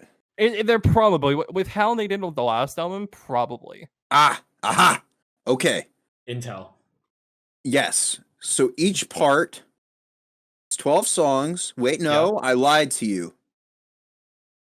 Part 1 is Oh, 12 songs. Never mind. I truth to you. It Truth to says, us? God, fuck. I've run out of space on the dartboard, man. We've run out of darts too. Just add more. the tweet February 3rd is, your story has just begun. We present to you, this is your sign. 2 years, 24 songs. So it's looking like part 1 this year, part 2 next year. Yeah, probably. Whew. Yeah, so I hope you aren't tired of We're not Citizen gonna Soldier. stop talking about these guys. I I want hope to you are know. not tired of Citizen Soldier. No, but let's actually talk about this song and how it's good. Yeah, it's good. another solid song from them. Yeah, I'd say this is on the upper half of if I you're agree. on down the rabbit hole, this is on the upper half of that album. Yeah, everything has been a step up since Relentless, I feel like, and it just keeps getting better. I don't know. One thing I will say is that I feel like this feels like it fit in place on Down the Rabbit Hole to me. Am I alone there? No, I can see my concern is that every song they're going to release from now on is going to sound like something that could have gone down the rabbit hole. That's exactly what I was going to say. And I'm really hoping I'm wrong on that. Yeah, I'm fine with them finding their groove and their style, but I'm hoping that we get something that switches it up a bit, because otherwise we're basically getting 3 of the same album, which for maybe a band that I'm deeply in love with, like, I don't know, say Dance Gavin Dance gives me the same album 3 times in a row. Like, I'm fine with that, right? Or what Amaranth has done for me. You would have like 20 additional vinyls than you already do. Right, exactly. Yeah. But then see, for Citizen Soldier, who I like but I'm not super high on, if I'm getting 3 of the same album for their sophomore, junior, and senior releases, right? I guess, or do you even use the high school terms after the second one? I've never heard anything called a junior, whatever. For the second, third, and fourth albums, right? Like, I feel like the second and third are a good time for you to branch out and experiment, as opposed to sticking to whatever. And then you've got 3 albums where you can see what the response is, and then you find your sound from there. I don't know. I'm intrigued to see how the rest of the singles pan out. Yeah, I'm afraid that if there isn't much deviation, there's going to be a lot of fatigue. Mm-hmm. And with this particular band, if we're going to be talking about them every month, and it's just kind of a similar sound, I feel like they're just going to taper off, and not really meaning anything in the long run. Although, like, I say that, and they have like Would Anyone Care has over 3 million listens. How Will You I'm Not Dead already has 100,000. And this released 2 weeks ago, last week. Last week. Something to point out too is that because of when they released it, if it's 12 tracks, they can't actually do the same thing they did with the last album, where they released one song at a time. Mm-hmm. Like, we have to save at least a couple for the album that won't get released as singles. That's another thing I hope they change. Well, they did 2 months, 2 tracks. Oh, was it 2 tracks? Oh, they could still do that with this one. Yeah, they did 2 months, had 2 releases. I don't know. Being upfront and honest, if we get this album, this upcoming one, the part 1, and it sounds the same as Down the Rabbit Hole, I will probably, like, full disclosure, not listen to part 2. Because if I'm just gonna get the same album over and over again, like, why would I bother listening? Here's the thing. Right? Like, this is off part 2. I don't know if they're gonna do part 1, part 2. Oh, part God, 1, that's right. Or if they're gonna half and half. That would be something. Weird. Now, see, that I could get behind. If there was a single every month and we alternated between the parts, so by the time we got to the album, it's like, oh, well, you've heard like 6 songs off of part 1 and 6 songs off of part 2. That would be acceptable. Yeah. I could go for that. I do want to tie it back to your point of, like, fatigue, because I was already, like, by the end of the release cycle of Down the Rabbit Hole, I was getting to a point of fatigue of hearing their songs every month, even though they are good. Right. So I'm a little worried about that happening again. Oh, also, that's the danger of that sort of release cycle, right? Like, you keep your name in people's mouths, but it's almost suffocating, right? Also, I want to amend, this is off part 1, not part 2. I was mixing up the color schemes, because they have part 2 is kind of a cyan, kind of bluish color, and part 1's purple. All in all, I think that this is a very good song.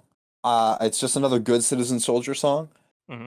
I'm curious to see where they head in terms of sound, in terms of ways they release things. Overall, there's a lot of mystery here that could make or break this album. Right. I feel like, and it'll be interesting to see where it goes. And then could either leave the next 2 years in mediocrity or right. Can really like define this band.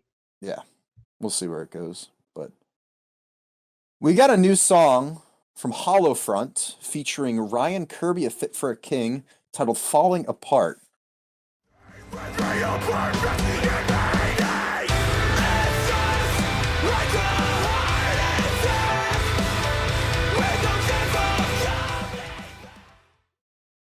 Ryan Kirby is, besides being the lead singer for Fit for a King, is also this band's manager. Interesting little tidbit. I didn't know that either until probably about a week ago. How are we feeling about this one? Yeah. I really liked the opening for this song. It felt like really cinematic. Like the opening intro up until the first chorus, and then it kind of just became underwhelming for me from that point. I still haven't really had that song that fully clicked with me from Hollowfront yet, so I'm kind of just waiting for that to happen at this point. Yeah, this song has a lot of atmosphere, which is not quite what I expect from the same band that gave me Loose Threads, right? Like, I feel like oh fuck, my throat got really dry there, and I knew I was gonna cough or some shit in the middle of my sentence, so I tried to take the swig of water and it made it worse. Water bottle DLC. Yeah, true. Yeah, no, I don't know. Loose Threads, to me, it has some atmospheric moments, but overall it felt like a very more so a brutal album that had a story to tell. And for all intents and purposes, I really liked it. Right? Yeah. Ghosted and Vagabond are two of my favorite metalcore songs that came out last year. I very much enjoyed it. I saw that Hollowfront was releasing a song, and I saw that Ryan Kirby was going to be on it, and I'm like, damn, this is an instant banger. And then I listened to it, and I'm like, okay, it's good. I don't know if I ever want to listen to this again. And not in a bad way, per se. It's just like, I don't feel like there's anything here that's drawing me back in to re-listen to it. Right? Like, it's just atmospheric enough. It's just heavy enough. It's nothing about this super stands out to me. It's just all like a 7 on 10 in every part. It checks off all the boxes of metalcore. Right. I wanted something from a band that's as talented as these guys are, with a feature that good. I want something that checks all the boxes and goes beyond. And I don't feel like this quite hit that mark. But I will say that I believe that they've either hit the studio currently or have just finished LP2. So we may get a new album towards the end of this year or early next year. And this band doesn't stop. I mean, they're just going. And for what it's worth, I mean, like, I feel like oftentimes when bands do that and just immediately go back into the writing process, some of the material suffers. But if this next album is anywhere near as good as Loose Threads was, I think we're in for a pleasant surprise. I just wish that this song had something that was a little bit more. I don't have too much more to add. I don't know if you guys have anything, but Half-Hearted. They have a new song out called "Seeing in Color." Every day when I see your face. It's like seeing color for the first time. It's like watching sunset sipping a red. This, for me, blends in a lot with Be My Religion. Yeah. I feel like it's got that same vibe. Yeah, I think Be My Religion was better. Be My Religion definitely had more memorable moments to it. It had a catchier chorus for sure. I feel like Seeing in Color lacks some punch, where it all feels like it. I feel like there isn't anything that like separates the verses from the chorus. It kind of just all goes. Yeah. And I don't know. It's just like there isn't much that makes me want to come back to it, given like that it has a lot of similar vibes to some of their other songs that I think do this better. Right. Yeah, that's about where I'm at too. I feel like each one of these individual singles that they've released has been good. Yeah. Right. Like I don't think that even that 2020 album, Trading Time, the closer, one of my favorites of last year, and one of my favorite closers of last year for that matter. Every song they've put out feels like it's good, or great, but I'm missing that like oomph, especially from this single. You know, Yeah.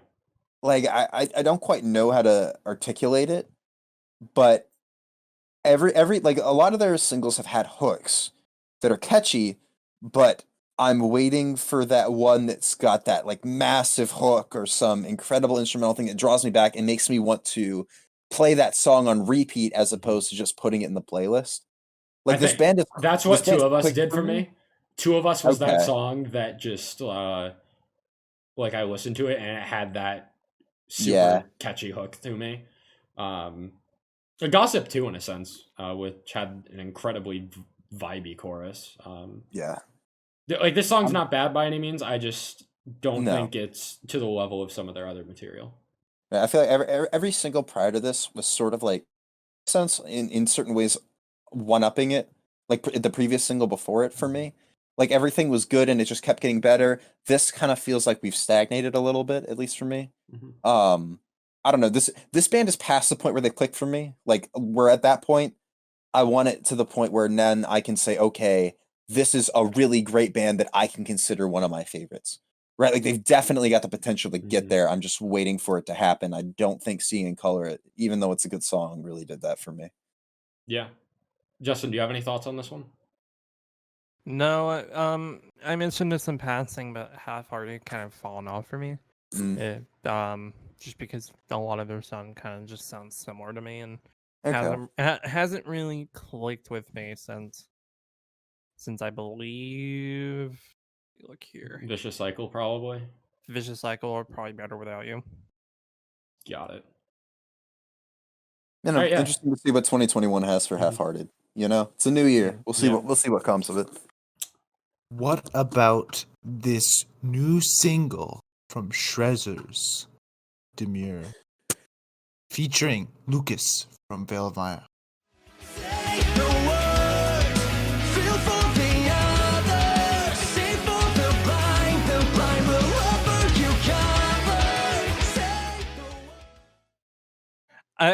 On release day, I'm pretty sure we were all pretty divided on this. Or yes, this one was definitely a divisive one. Or didn't all three of you think it was? Yeah, I was about to say, or we had three of the same opinion, and Derek was just off in the corner. I think that's what it was. I think I was the only one who liked this more than Phoenix. I'm gonna say, after a couple listens, I think this is better. Let's go! Finally, somebody in my camp. Justin, you've joined the dark side. I choose my alliances wisely. What I think about this is, okay, how do I explain this? It's like, I wish it was like 1,000 Below Lost Between, where you see the Marcus Bridge feature and you're like, oh, this is gonna be fucking heavy, and then you get it and it's not heavy at all, but it's still really good, right? This is like the opposite.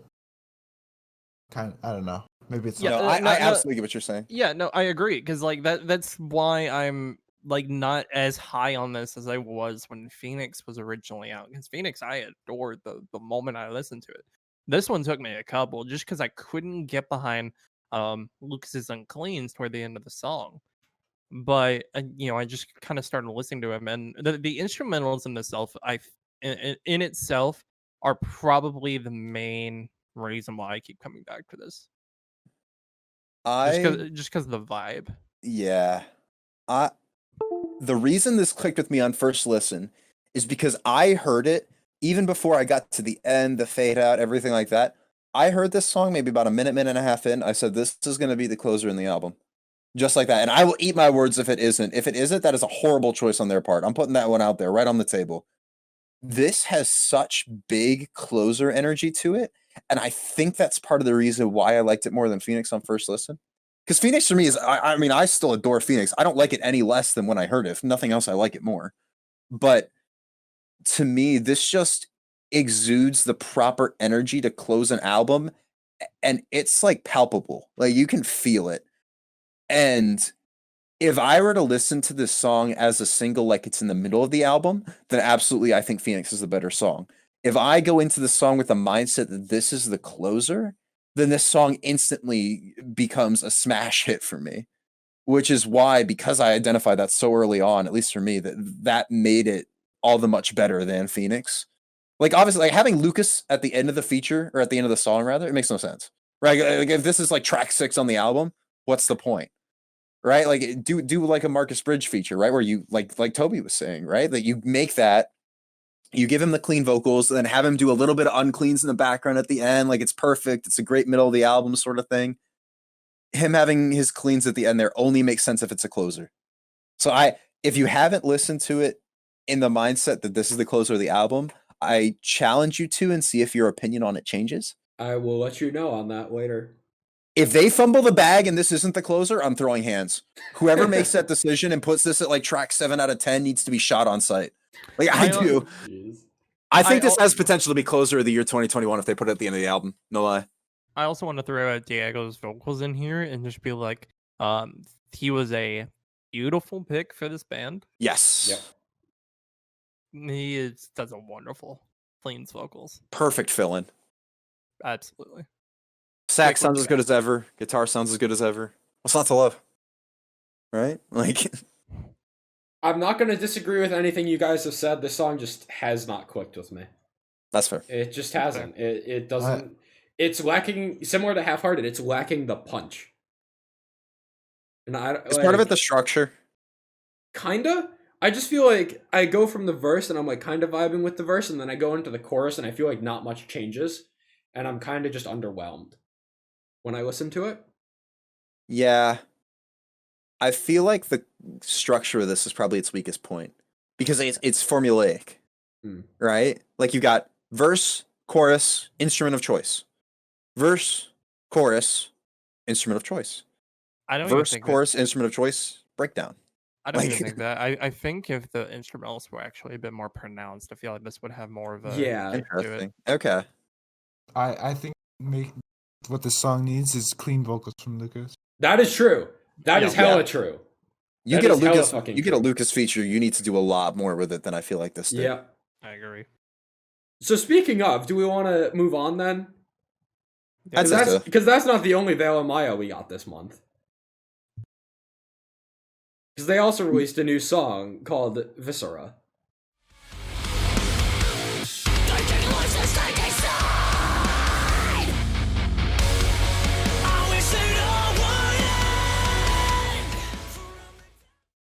Is that how you say the word? I hope. Yes. Okay. Yes. Yes. Yeah. Soft C. Mascara. No. No. I'm How just could kidding. you? How could you?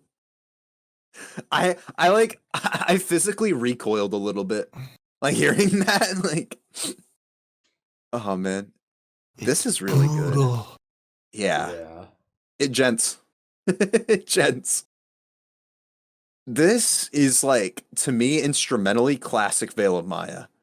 Like there's that pinch harmonic, the you know what I'm talking about? Like you get that, you're like, yeah, this is a Veil of Maya song. Like there's no way it's not. This, interestingly enough, is self-produced. Interesting. Which I did not realize, but there are like so many small little production bits in this song that really add to it. I think there's like a gun cocking in the second verse, right? That it makes sense when you watch the video with it. Music video? Yeah, the Borderlands music video. Where somebody like cocks a gun, I think, or shoots a gun at that point, like in the music video. But like even just listening to the song itself, it's like, oh, that's just like a cool little tidbit. So like in the same vein as a Bill Murray, where it's like that didn't need to be there, but because it's there, it adds to the song, you know? I don't know if I like this better than Outsider. No, I don't. I like it better than Members Only. Yes. High five. Oh shoot, it didn't pick up on my mic. I just it just looks like I'm trying to swat a mosquito. Hold on, let me try again. Did it go through that time? Nope. I caught it. Oh, okay, bet. All right, I just have bad ears then. No, go ahead. My stance on this song is, when the fuck are we getting a Queen side project from Lucas? Because holy fuck, his Queen vocals in this chorus are incredible. They really are insane. This Members Only and Outsider have some of my favorite metalcore choruses that I've heard. I feel like Members Only is really forgettable for me. Really? Man, I really enjoyed it. I do not remember anything about that song. It's so weird though. These singles are like a year from each other. Like, I'm saying, man, it's strange. I know we're getting an album this year. I know for a fact we're getting one. But I don't know why they waited so long between Members Only. I guess maybe COVID, but like they had Outsider on deck too. So I'm not really sure. I will say, when was Outsider? Like May? Oh, jeez, I think so. It was either May or early summer of last year. Yeah, something like that. The second half of the second chorus with that double layering on Lucas's vocals into that pre-breakdown, the "You've conspired to keep me on your wire" part. I love the outro. It's I love the outro so much. It's so good, dude. The instrumentals for me are what sell me on the verses. The cleans sell me on the chorus, and that just like combination vocal effect in the pre-breakdown and the outro is just so good. At this point, Veil of Maya in the past have been very hit or miss for me, like on any given song and any given album. These past 3 singles for me have all been like huge hits, and they're giving me probably at this point, outside of Idola and Era, one of my top 3 most anticipated releases coming 2021. Dude, I just want to go to that Dance Gavin Dance show. Dude, I just want to see them live. Sad. Oh my goodness! Now that Idola's on that lineup too, like that's crazy. That's a crazy ass lineup. Concerts, please. Coming eventually. I'm desperate. Yeah, Lucas. At the end of the day, Lucas can do no wrong, right? Like except in that Treasures song. I don't even think it was bad there. I don't know. I think my problem with that is that it feels like I guess we've doubled back to the other song, but like it feels like the Shrezzers vocalist, right? Like could have done Lucas's part and the song would be the same. You know? Yeah. I don't know. That's my big thing. But at the end of the day, Veil of Maya have done it again. Put out another great single, in my opinion. I'm very excited to see where this goes, and hopefully we get an album announcement sooner rather than later. Outline and Color. We got a new song from them entitled "Goodbye to My Friends."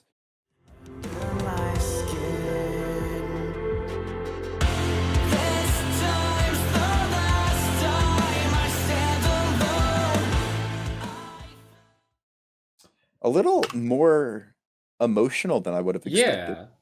Yeah. This song took me a couple listens to fully get into. But the more I listen to it, the more I'm like, this is probably one of my favorite Outline and Color songs, up there with like a Punishment or a Vertigo. This is my favorite since Punishment. Yep, mine as well. I don't think it's better than Punishment, but it's my favorite since then. No, it's not better. Yeah, I think my top 3 are disregarding their self-titled album, Ghost of You, Punishment, and then Goodbye, My Friends. This is just a really solid song from top to bottom. I feel like I have not listened to this song nearly as much to how good it is. Mm-hmm. And I think that's my issue with it, where it's like I have not spent enough time with it to be able to like fully praise it for how good it actually is. Yeah, that's about where I'm at too. I've listened to it enough to recognize that, like I said, it's my favorite since Punishment, but I don't have enough time understanding the nuances of the song yet to really form like a strong opinion on it one way or the other. And I feel like this is one of those songs where I feel like I need to have more listens to it to fully understand it. Like there are some songs that we've talked about where it's like I can listen to the song 2 or 3 times and tell you outright whether or not I like it or don't like it and why. This I feel like I definitely need more time with. Yeah. Which I guess is sort of a testament to Outline and Color's talent and ability for songwriting. But I also I heard that the Clean's vocalist is very scared when he does cleans, or very not sure when he does cleans. So when we do get these kind of like slower tracks, it's definitely a breath of fresh air. He's got a good Queen's voice, so like Big ups to him. All I gotta say. Skags, Michael. But that's all I've got. Yeah, I don't Yeah, have I wanna- anything. Would you guys say that it's overrated? Oh. Why don't we let him speak? Why don't we put him behind a paywall? Why don't we? That's a great idea. Nobody would pay for You'll it. have to pay $5. We're trying That's to make the money, point. right? Nobody would get pay rid money of it. for It would me. be great for me. Anyways. Nobody would pay for me. Anyway. This is a business. Come on, guys. Poor Jake. Anyways. So many times where Jake is trying to transition this episode, and the three of us are just spewing bullshit. He's like, come on, progress the show. It's like, no, hold That's on. what we're here quick. for. Come on. Anyways, Exactly. as Jacob was saying, Landmarks delayed their album and put out a new single in place of it. And it's called Overrated. There's something wrong in me. I'm getting a lot of chance. I never wanted this. I'm screaming from the inside, but I suffocate. It's a bit of a Yeah. shame that the album got delayed. In fact, I didn't even know it was Release delayed. dates are overrated. Exactly. I didn't Look, even now know we it get got on the delayed. 19th. I didn't know it got delayed until the day that it was supposed to release. So that kind of sucked. But that's yeah, well, okay. at least the 19th is more stacked now, right? Yeah, and at least I got this song because I think this is my favorite of the 4 singles. Whoa. Oh, slow down there. That's a bold claim. It's close between this and Paralyzed because Paralyzed is so beautiful in the way that it builds up. But this is a level of heavy that I can enjoy. Whereas Rainfall and Lost in the Waves sometimes pushed that boundary for me. So, I don't know a lot of their previous work, but the 2 songs that I do know, this song sounds like them. If that makes sense. Well, like their older material. Yeah, like that. Yeah. I forgot. I'll tell you what the songs are called. Hang on. Well, he's finding that out. Something I think is interesting. When we talked, I believe it was last month about Paralyzed. When we took a look at their Spotify page, and we were talking about how Lost in a Wave was approaching Rainfall in terms of streams.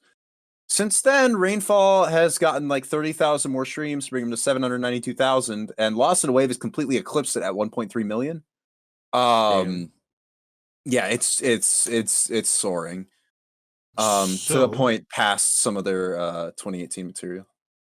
The songs I was talking about are Fantasy and Wake Up Call. The 2 songs I have on my playlist, and I would say this song, Overrated, sounds very similar to... It's a safe song is what I'm saying. Okay. I'm with you. I can see that, yeah. It feels like it. You know, I don't feel like there's anything here. Everything here is good, like in terms of the song, but it doesn't feel like there's anything different about like Rainfall. Love it or hate it, it was different. Yeah. Right? Like there was something memorable there. And Paralyzed, obviously, you have that build up, which is my favorite single. You know, Lost in a Way, you've got that nuts ass breakdown. Best that just song. like, yeah. As And I then said, there's it is very close for me between Paralyzed and this. Yeah. This is a very, very good song. I just feel like it doesn't have as much of a unique identity as the other one. Like you can feel that it's more safe. I think that's fair. Yeah, definitely. But it works for me more so than the other ones have. So that means you gotta go back, Jake. You gotta go back to the previous. Exactly. It's already on my dock of shit to get to in 2 years. 2024, he'll re-listen to Lost in a Wave. The unfortunate reality of the amount of music that I want to listen to, but I'm really fucking slow at doing it. Yeah, no, I don't have too much more to add to this one. No. Justin, tell me about this new single from... Are you just going to skip over Makena like that?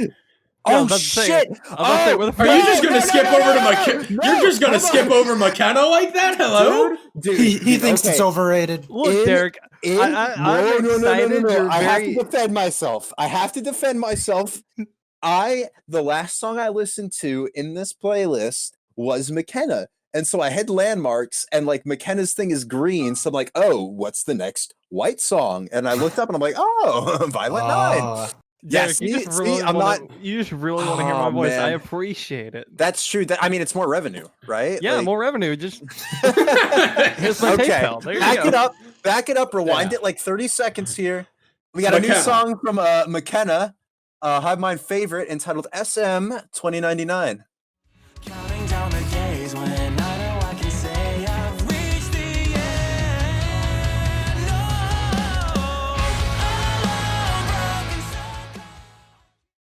What does that mean? Spider-Man 2099. I'm pretty sure. Got him. I'm like 90% sure. If you look on there, I'm like pretty sure it's on their Instagram page or something. You're a bit early for April Fool's, Jake. I need to look this up myself now because I swear to God, it was. So real quick, when we started listening to them and first recommended them on the podcast, they were at what, like 2,000 monthly listeners? Something like that, yeah. Thereabouts. They have hit 19,000, boys. Let's go. It's all because of us. Exactly. Look all at 19,000 us of our go. listeners have come together and started listening to Makena. No, like we said, a band that's gonna keep getting better and continue to expand in terms of their outreach. And I think that SM 2099 continues that trend of Makena just getting better and better with every single. Yeah, I feel like it's fair to say this is probably the most generic of their single releases so far, but it's still Makena and it's fantastic. The bass line that opens up this song is just insane.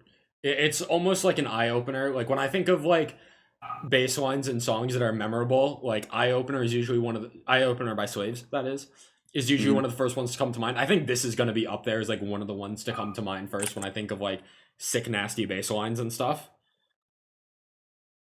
It's just great. I'm still determined to figure out that this actually means Spider-Man 2099, by the way.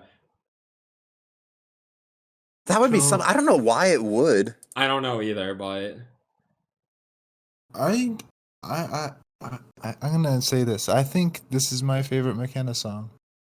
I am almost inclined to agree. This is either my second or third favorite.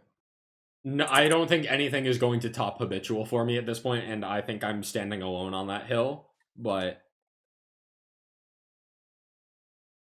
you know, what was that other one? I'm forgetting it. I think it was A War Within.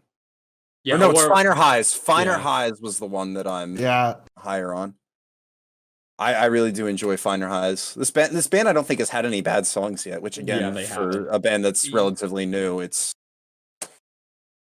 it's impressive. Like I mentioned earlier, a lot of new bands who are coming in with huge new songs. Bringing the heat right off the gates. Yeah, exactly. I also want to confirm that yes, this was actually based off of Miles Morales. The EP set to release April 2nd for Makena's titled Expedition. Where did you find that date? I thought that there wasn't a date for this EP yet. I'll link it in it's here. The day after April Fool's. They got us. It was some sort of interview they did. The title SM 2099 is based off Spider-Man 2099, inspired by Miles from Into the Spider-Verse. I thought the EP was going to be called Expedition because that's what they've been teasing. Yeah. I literally just said it's called Expedition, and that's probably what that's probably the next song release is going to be April 2nd. Okay, cool. Either way, Makena, just they're 5 for 5 at this point. Is that fair? 4 for 5 at the very least. I don't know. I'm not a part of this. Well, you should be. I think that they're 5 for 5 on good songs. I'll put it that way. I haven't loved any of them as much as I've loved Finer Highs, but I think that they're all very good and just continuing to demonstrate how good of a band they are. I can already pretty confidently say based on these 5 singles alone, given that there's only one more song on this upcoming EP, this is very likely to be one of the best EPs I will hear all year, in my opinion. Oh yeah, absolutely, I agree. Top 10 for me, if not top 15, which is considering how many I'll probably end up getting around to, Big ups to Makena. Facts. Let's move on to what we were accidentally moving on to earlier. Hey, my bad, man, my bad. Here, let me try again. Hold on. Justin! Hi! Not again. We've got a new song from Violet 9 entitled Grenade.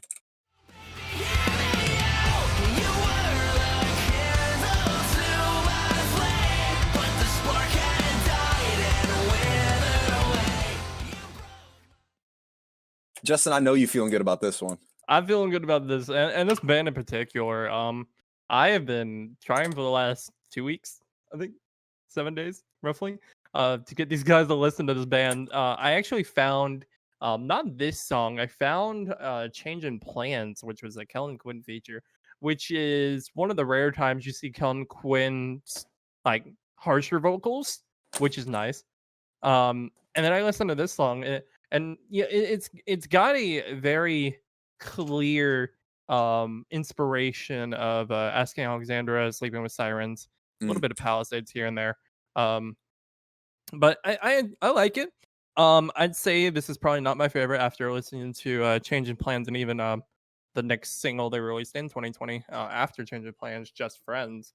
But it's got a really good sound to it.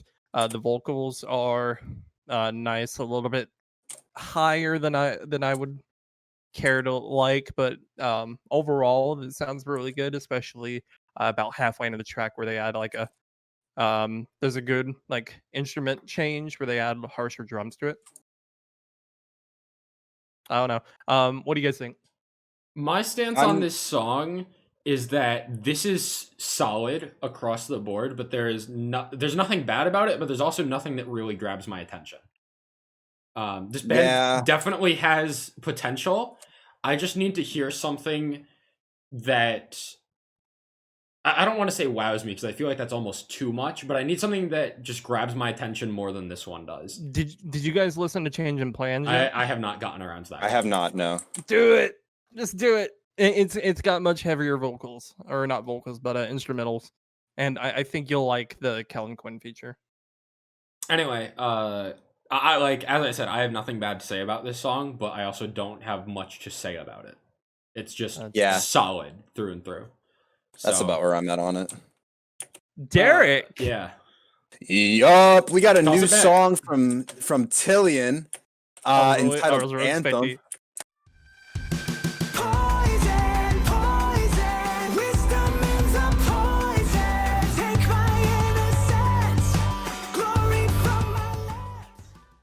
I was really expecting a high from that. just the mirror of what we I should have. You know what? I wasn't thinking. That's on me. No. That's on me. But yeah, no, we got a new single from Tillian entitled Anthem. Tillian, the frontman for Dance Gavin Dance. I really, really like this. I think that it's not as good of an overall song as Dose was. Dose, I thought, was an excellent callback to the Tides of Man days for Tillian. Realistically, for this song, what really draws me in is the production value on it. Like, there is just so many like little nuances in like the way that I believe it's Chris Crummett who mixed and mastered this. There's the glory from my lips. Like I can't do it because I can't hit that note, right? Yeah. But like that little bit there are a ton of little like claps and such in the background that really just adds to the overall, not necessarily that the song itself is atmospheric, but there is a lot of like atmosphere within this song, right? Like created by those little nuances that I mentioned. I don't know. I think that this album is shaping up to be different from every other Tillian release in the past, you know? But in a good sense, you know, like it's different in a good way. Like it feels a bit more experimental. I can definitely agree with that. Yeah, this is a song that grew on me the more I listened to it, and now I really, really like it. The chorus is so fucking catchy. Just the whole poison. What is something in the poison?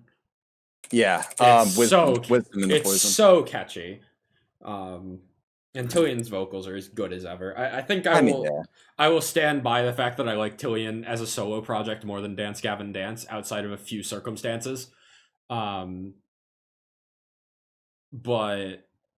yeah, I don't know. It's just great song. I can get with this song. I thought Dose is miles better than this, and I tried multiple times, and it's just not working for me. Yeah, for me, this was a very like it took more time to grow on me than Dose did. And I feel like it's because Dose in and of itself is more of like a catchy melodic hook song, whereas this is more of a chill out and vibe to it song. Yeah, definitely. And like a lot of times those chill out and vibe to it ones, it's like you just kind of have to sit back and listen to it rather than you're actively hearing it and it gets stuck in your head, that sort of thing. I mean, obviously the chorus for this is pretty catchy, but I feel like the song was named Poison until the last minute, and they're like, "Shit, it's too obvious. Like we can't. We gotta pick something else." Here's your And that's motherfucking anthem. they pull out the dartboard and they put all the song or all the words from the song on it. They blindfold themselves and they throw the fucking dart. And they're like, "All right, bet anthem, right? Like we got it. It's done." But no, they originally actually the dart landed on motherfucking, and they're like, "Well, we can't do that." like Rise was like, "No, I don't think so." But Yeah. you know, there's no official release date for it. I believe the album has 12 tracks on it. I'm not positive on Okay. that one, so don't Cool. quote me. But Cool. either way, I'm very excited to see where this I'm leads. down for it. So I think that takes us into our next single, our second to last single for this month. Zayd Wolf has a new single out called Madness off of an upcoming album called Neon Blood Type. It's gonna be madness, walking through the ashes. I'm carrying matches. This gonna be madness. This gonna be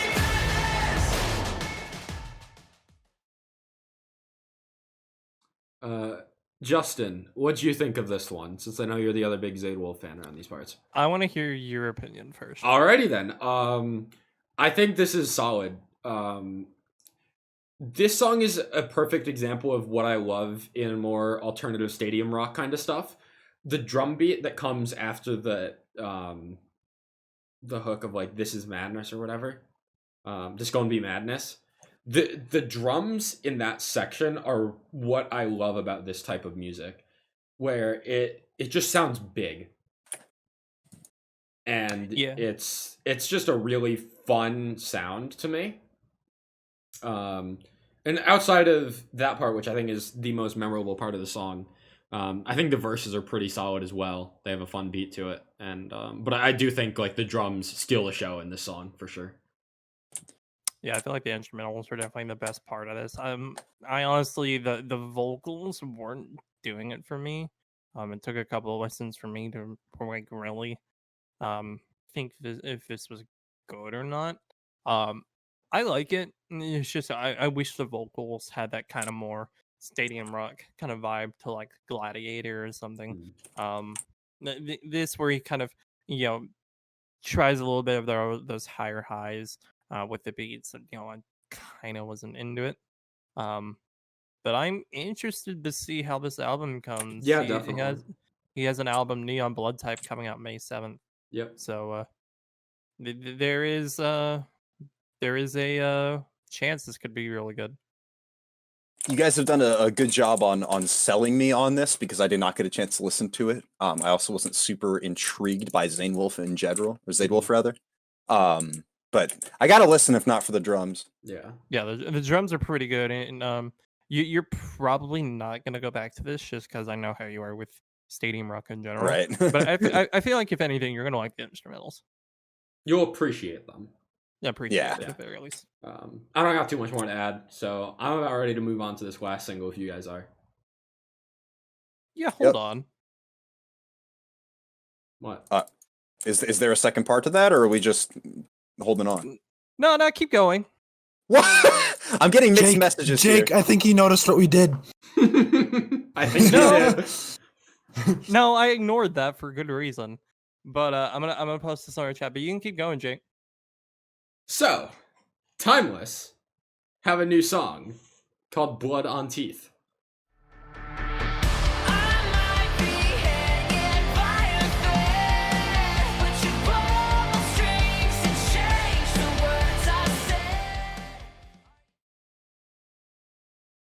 This will make sense later, that's all. Oh. So, Justin, no, they did not release a second single. What? It's when random rap artists take the name of other artists and release it under that name. Yeah, dumb. So, all right, moving on. Yeah, ignore that. Yeah, so Blood on Teeth is a step down from Right Here, and I think kind of a significant one, unfortunately. Because Right Here was a fantastic introduction to their new vocalist, and this one leans into the heavier and darker side that I really just don't think matches his vocal style or what this band has done in the past for me. It's just lacking a lot of what I enjoyed from this band in previous songs. I liked this better than Right Here. Interesting. But not by much.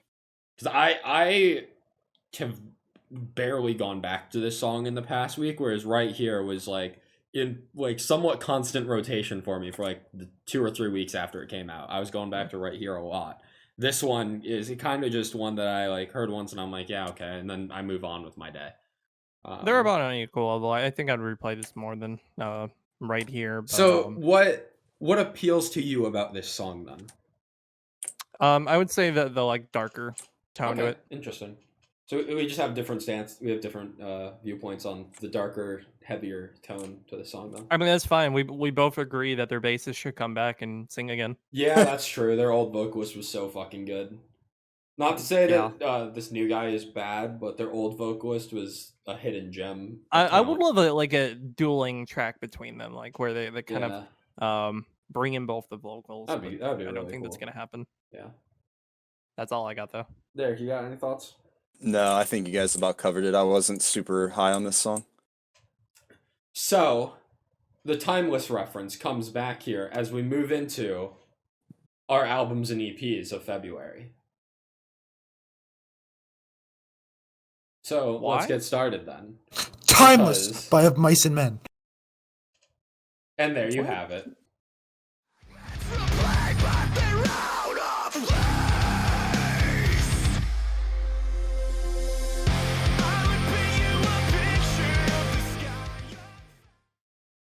Oh, I just now noticed that. What did you think he was talking about? I have no idea. I was really confused. I was like, Timeless, Mice and Men. They are an old band. Like, what the fuck are you talking about? The EP is called Timeless. The band is called Timeless. I didn't listen to this. Okay, well you should, because this is a really good EP. Yeah. This is like one of my favorite releases all year, and like overall EPs just in general. I'm a huge fan of this. This is my first of Mice and Men release, and I am thoroughly intrigued. I don't know. Earth and Sky I was kind of put off by. But okay. Yeah, that's why I haven't gone back to it. Well, I'll have you know, Justin, are you a Restoring Force fan? I bet you are. Anchor sounds like Restoring Force. You should listen to it. Yeah, this okay. No, you sold it. You sold it perfectly. I was going to mention the same thing about Anchor. I also think Anchor's my favorite song off the CP. That's just not obsolete. That's just that's just an objective. I'm thinking with Jake. I think obsolete is a little better, but I do like that Anchor does sound like their old stuff. He sounds like Austin. I don't know if I'd go that far. I think he sounds better than Austin is my position on it. I could see like aspects of his voice being like Austin, but I think overall, I don't know how comparable they are in terms of like overall sound, but I just think that wow. Hold on, sorry. Lagged for a second there. Give me a moment to regroup. Brain lag or what? Yeah. It kind of stuttered a little bit. Yeah. No, I think that Aaron Paul's vocals, just overall, both Uncleans and Cleans, are such a good fit for this band. And I honestly, I'm not gonna lie, I think Austin leaving, even though it was under the circumstances that it was, you know, with his health and everything, he couldn't help it. I think that was honestly the best thing that could have happened to the band. This band with just Aaron Paul at the frontman is just a whole new animal. It is so good. This EP, I've listened to it every day at least twice since it came out.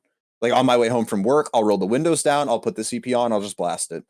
I think the replayability on it, like as a whole, like the individual songs themselves are good, but the outro of Anchor into the intro of Timeless I've never done that. I need to do that. Yeah, I should also do it's that. it's not seamless per se. Like it's not like you would have a fade out like into a, you know what I'm talking about? Like it's not the same sound going in and out. Can but I they have both that have a as a distinct fade in, intro and fade out outro. now? Yeah, sure, go for Right. it. That's I feel Jake. like If that's not the fade in, fade out to this EP or EP to this podcast, I'm gonna be upset. dude, yeah, I think you might be I'm- upset. I think the I'm gonna make that like my ringtone. So like every time my phone rings, it's just like it's just my voice vibrating. But yeah, no, it works perfectly as a standalone EP. It works perfectly in terms of replayability front to back.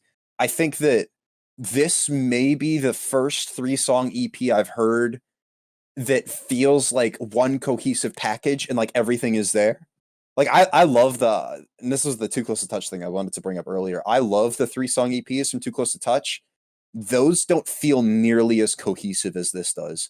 Like those feel like a collection of good songs, whereas this feels like a complete release, like as an EP. I want to ask you. Maybe it's too early to ask this. Maybe probably because they're releasing, I think, 2 more EPs this year, right? Yes.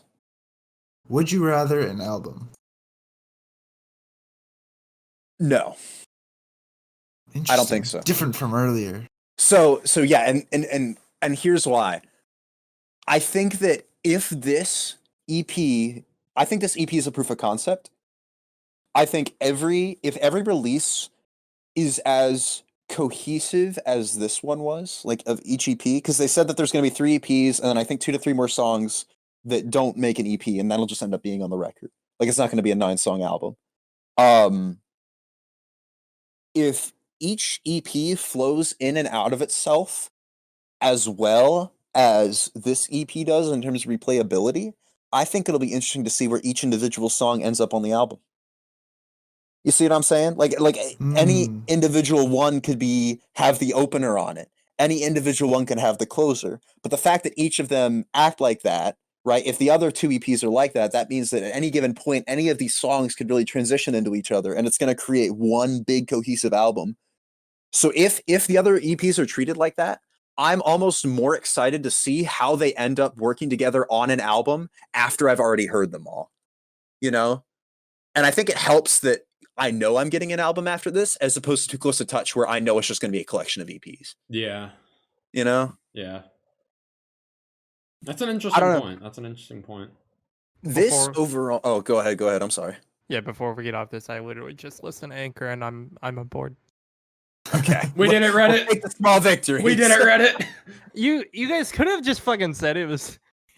I did say that. When? Go read in the chat. Didn't I say that? I don't He read. did. He definitely said it. Read. This is a hot take. I think that the 2 albums that we're going to discuss after this have higher points on each of them than this Of Mice and Men EP. As a cohesive whole, this Of Mice and Men EP is my favorite release we're going to talk about out of the 3. Interesting. Like just personally, That's I am very much in love with this EP. I'm very, very excited to see what the other 2 sound like, what this album ends up sounding like as a whole. I feel like Yeah. I haven't had enough time with this because I've been listening to an album that came out on the same day so much. Yeah. Yeah. Yeah. I would. I can't get behind Obsolete, unfortunately. I just want to listen to that. Now, on the contrary, stands It's not on my me, thing. where I wasn't as high on Obsolete when we talked about it in our January recap, and now it is by far my favorite of the 3 songs, and I have not been able to put it down. Too. Obsolete fucks, to take the words out of Derek's mouth.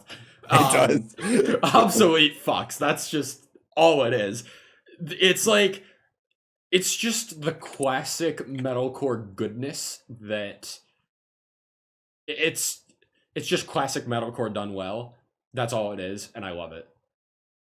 Like the riffs are just classic metalcore riffs, but they're awesome, and the vocals work perfectly with them as well. And unfortunately, we are talking about this in the sense of the EP as a whole. I have probably listened to Timeless and Anchor combined like 10 times compared to like the 30 to 40 I probably have on Obsolete right now. So I can't comment too much further. But this to me feels like Of Mice and Men has found their sound. Like Defy, which I believe is 20. Yeah, that album. it felt like it was 2019 or leaning 2018. Yeah, it was leaning too much into Aaron's cleans. I felt like Earth and Sky was a heavy proof of concept album that didn't really utilize his cleans as much in the best way that they could. This feels like the best of both of those concepts put into one. This to me feels like the best of Mice and Men has ever sounded. Yeah, I'm gonna double down and die on that hill. I don't know if I can give up Restoring Force. Like I will That is agree a with good album. Derek here, as my only other songs that I have heard from of Mice and Men are like 2 songs off of Earth and Sky. So I don't have much to compare it to.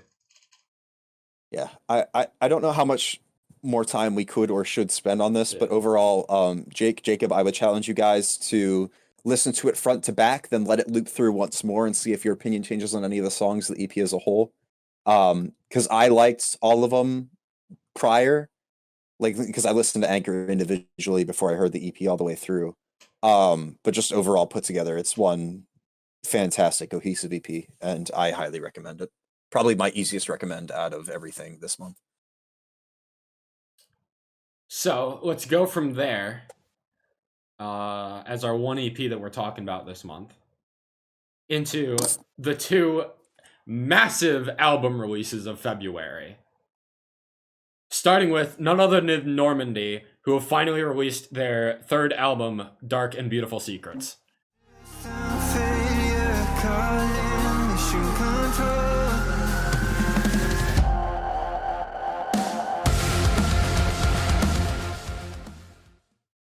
Can you believe that, like, probably about a year and a half ago, Jake and I were trying to see if Jericho actually exists or if people are live shows were fucking with us?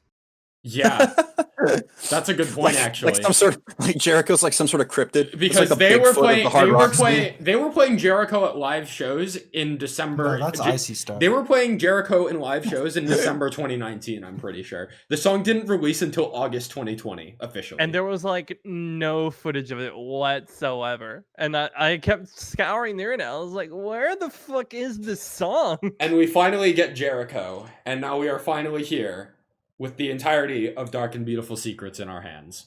This is the best album they put out. Yeah. I agree. I agree. Like, White Flag was a top 3 album of 2018 for me. This is blowing that out of the water. White Flag was a top, but it also had a few kind of middle of the road songs. Yeah. I feel like every single one of this song has its own place. Just that. Yep. This album is incredible. What was the first album called? Fight, right? Ingo's.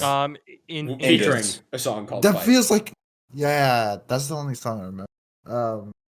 It feels like a totally different band. Yeah. It is. They have developed their sound and honed it into something amazing. If you only listen to Holy Water and Jericho, you could probably see that. But once they released Atmosphere, then Babylon, and then Hostage, then yeah, it started becoming its own thing. And this album is definitely much different than White Flag and Angus. So to me, well, sorry, go ahead. I just do we want to start by talking about the negatives of this album, or do we want to just praise this album for the next 10 minutes while we can? What negative? I want to talk about the negative. I can't remember what song it is, but there's like a sudden cutoff, and I hate it so much. I don't know. I don't know either. It's probably one of the ones I don't have saved. Hang on. To me, this feels like the best part of Angus. Jericho. Got it. Okay. I'm with you. Okay, yeah, I don't hate it. To me, it's sort of like the same thing as Secrets by Slaves. Yeah. Right? Where like I was kind of iffy on it at first, but over time I just became desensitized to it, and now like it doesn't even bother me anymore. Yeah. This album is the best parts of Angus and the best parts of White Flag put together to make something beautiful. With a cherry on top as well. Exactly. Real quick, I want to get everybody's favorite songs from this. Like your number one favorite song. Okay? Jake? Holy Water. Jacob? Renegade. Oh, we've all got different ones. That's interesting. Mine's Chemicals, and it's not even close. Yeah, I was about to say, like, this is an album where you could easily pick your favorite, but you're not going to have the same favorite as someone. I think the best way for me to describe tastes. how incredible this album is, when I did my initial ranking of how good I thought every song on the album was, I have listened to Jericho somewhere between 50 and 60 times, I'm pretty sure, since it came out in August. And that is only my 6th favorite song on the album, maybe even 7th. That means that I think that there are 5 or 6 other songs worth playing over 50 times, and I'm pretty sure I have hit that quota on those other 5 songs at this point. Here's the thing: the singles are the songs that were saved for the album are much better than the singles, and it's not even close. I'm gonna disagree on that one, actually, because I was think, like if I'm making if I'm splitting this album in half, making a top 5 and a bottom 5, 3 of the 5 singles are in my top 5.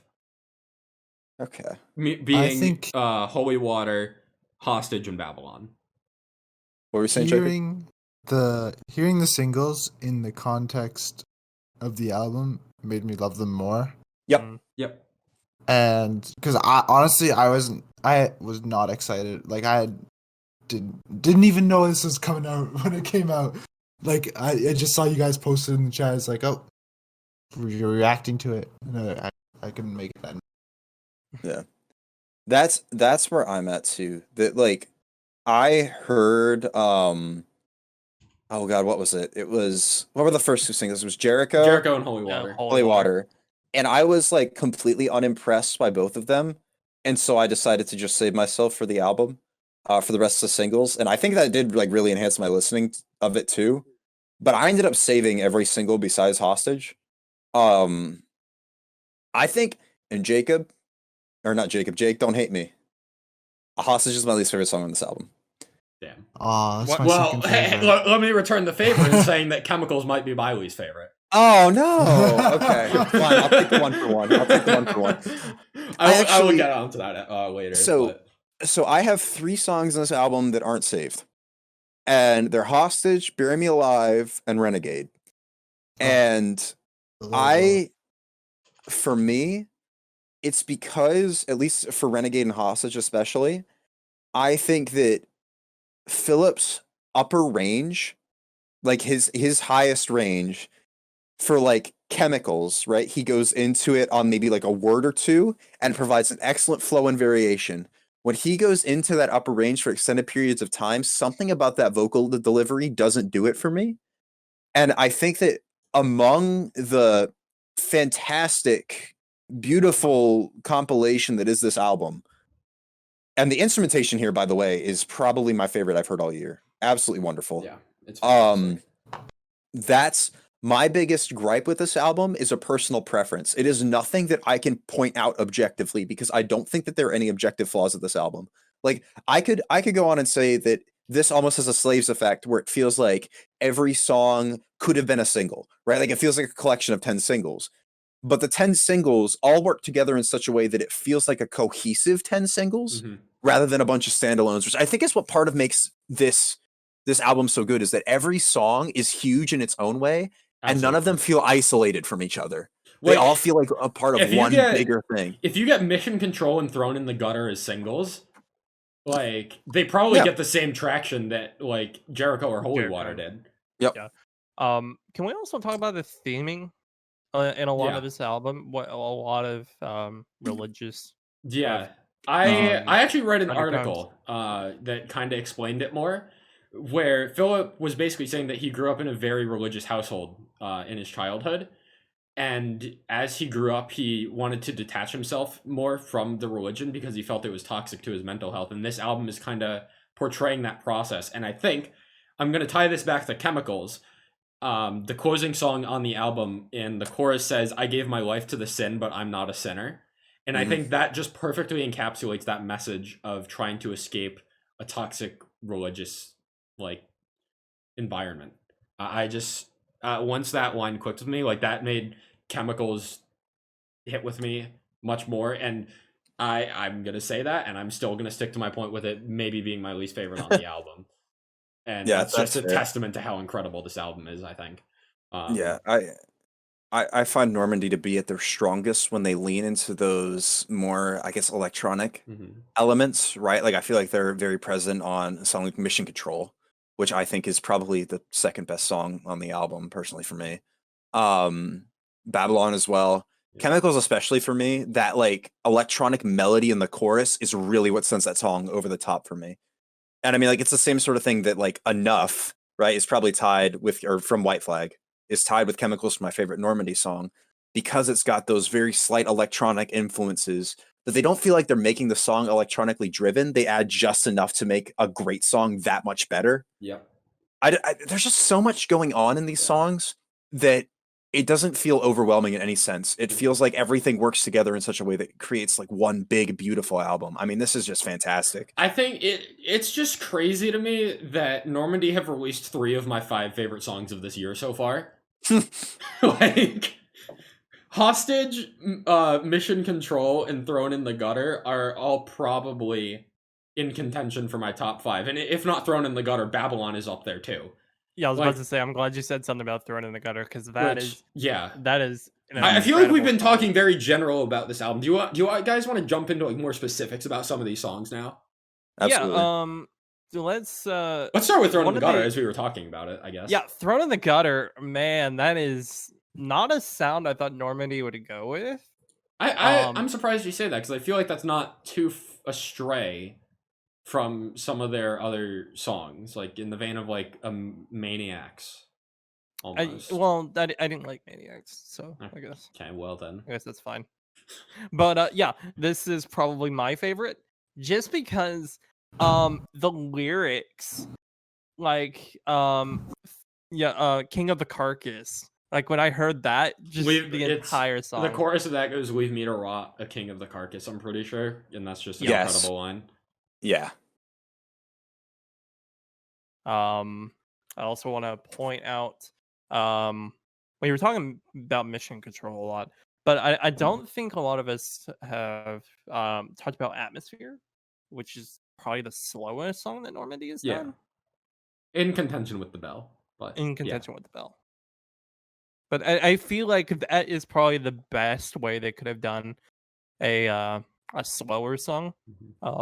Put it like right in a part of the album where it kind of separates the singles that are kind of more pop and more electronic focused from the ones that are a bit more heavier influence. It also flows so well out of Bury Me Alive.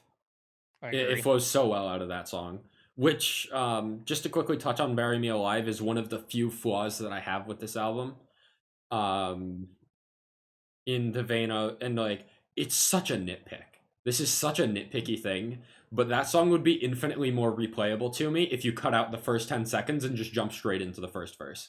Yeah, that's fair. Because it opens up with like the whatever that is. Did my pick that up? I hope it did. A little bit. Like if you, it's that like backing ahs that come up later in the song as well, which I think they work great later in the song, but at the beginning of the song they kind of put me off until I listened to the song more. If you open up Bury Me Alive straight into that first verse with like the fast drum beat, like I am instantly way more into that song on first listen. And that's like one of like 2 or 3 flaws that I have with this album. The others being more personal things, which basically I think the biggest thing that is holding Normandy back from releasing a #1 album of the year for me is that they have not had that absolutely killer opening or closing track yet in their entire career for me. Babylon is a fantastic opener. Chemicals is a great closer. But when I think to some of my favorite openers and closers to some albums, in the vein of A Made Up Smile by Dream State, or Pray for Rain by Polaris, or in the sense of a closer, Like I Do from Slaves, or Crash and Burn by Dayseeker. Start the Fire and Light a Burn. Yep, that too. Yeah. Normandy hasn't had one of those for me yet. And I think that is the biggest thing holding me back. I'm going to argue and say they don't need it. Well, I don't think that they need it, but I think like this album is still fantastic even without that. But I think for me personally, you get me specifically the closer, I think, is what I need more, because Babylon, I think, functions fantastic as an opener. I think I need specifically a closing track that hits me more than Chemicals did, or what closed out White Flag? I think Heaven it was. I need a closer to hit me in the feels the way that some of these other albums that I have mentioned has. And I think as soon as Normandie does that for me, they're going to be making my favorite album of whatever year that happens. I think that is the only thing that is holding this album back for me. I would have loved to see how they experimented with what Noya did, and just like a talkie thing, like a talkie kind of thing, not even like the full minute like they did, just kind of a not a, like maybe some like Bible hymns or like something like that, just something to kind of like set that up, and then like burn it to the ground at the end. Like, kind of set up that religious context at the beginning. Like, the more you're explaining this, the more you're selling it to me. Yeah, well, that's kind of what they did with like Babylon, and the closing track being Chemicals. Yeah. That's kind of what they did. But I feel like if they set it up more, that would probably bring a bit more meaning to it. But with how much they alluded to it already in the albums, I don't know if that would then change the entire like change the meaning of the album. But I feel like with what they did with Babylon and Chemicals, opening and closer, I think they did fine. By no means are they bad songs. No. But I think I'm waiting for that something special. Right. I think they set up the religious context enough to what this album was meant to be for. Yeah. We've been talking about this for a while, so I do kind of want to start wrapping up our thoughts on this. But I do still have like 4 more points I probably want to bring up. We haven't talked about the riffs of Mission Control and Thrown in the Gutter yet. No. Mission Control has my favorite guitar riff of the entire year. It's not even fucking close. Thrown in the Gutter is like probably a close second or third behind it. And then I think the last thing I want to point out is we just haven't talked about Hostage that much, other than Derek, you saying it's your least favorite on the album. Yeah, sorry. Hostage has probably the biggest chorus that Normandie has ever written, and it makes sense why you say you dislike it, because you like when Philip like kind of like he has those one notes of like those one noted high notes, whereas Hostage it's like high notes throughout every single line of the chorus. Right. But it just hits so big. Like that song live is going to be crazy. If I ever get to experience it. Undeniably huge chorus. Yeah. And I think the meaning behind that song, it has like roots to anxiety and the panic attacks. There's like specific lyrics that I had pointed out when I first heard it, but at this point I've kind of lost them. But I really just wanted to make note of the incredibly big chorus of Hostage, because I don't think we mentioned that yet. And my final point is that I'm glad that they decided to bring on a Solens feature with Renegade. Oh man, we were so close. So close. So close. I even thought about it. Do that on purpose? Oh, I have had that planned since like day 2 after that album came out. Dude. Renegade sounds like a fucking Solens song. Prove me wrong. We're gonna get them next month. Excuse me. That is insulting. It sounds like a good Solens song. Okay, Solens has good songs. It's been a while, but they have good songs, and that riff in Renegade straight up feels like it's ripped from a Solens song. I even considered earlier with Citizen Soldier bringing up something like, "Oh, it's gonna be like Solens. You're gonna be talking about him every month." And then I was like, well, no, I'm not going to do that. Surely we can go a month without bringing it up. We went the entirety of the January. You've done it. I can't believe you did it. Yeah, we did it. I wanted another month where we just don't talk about it. I'm sorry. Existence until we start next month. We're going go on a tirade. All of 2021 so far, and then you just. I'm sorry. It had to be done. We gotta get one of those like workplace whiteboards where it's like days without Solens reference. Like, oh man. I'm sorry, but it had to be said. It is way too reminiscent of a Solens riff for me to not mention it. I don't know, the break. Yeah. Speaking of Renegade, that breakdown is great. Yeah. That's easily one of my favorite moments on the album. Even Yeah. though I don't like Renegade as a whole as much as I do the rest of the material. I mean, that's a damn nice breakdown. Overall, I think we've got an album here that's very likely going to make it into all of our top 10s come the end of the year. Is that a safe assumption? Yes. Oh, easily. Possibly. Okay. Somewhere. Yeah, I don't think this will make my album of the year, but this is just so good. It's too good not to make the top 10. Exactly. Yeah. Yeah, no, I do. I very much enjoyed this. Easy recommend. So much to unpack here, so much to love here. Yeah. I love it. I don't know how long we spent on this album. It's feeling like 15 plus minutes at this point, to be honest. Probably, but that's how much time it deserves. And I think that's probably about how much time this next album deserves. Architects. We've got I don't know, man. Justin, shut up. Your opinion is behind a Yep, paywall. all right. So if you want to hear Justin's shithole opinion on this Architect album, subscribe to the Patreon. Hey, no, Justin, do you wish to exist? I wish.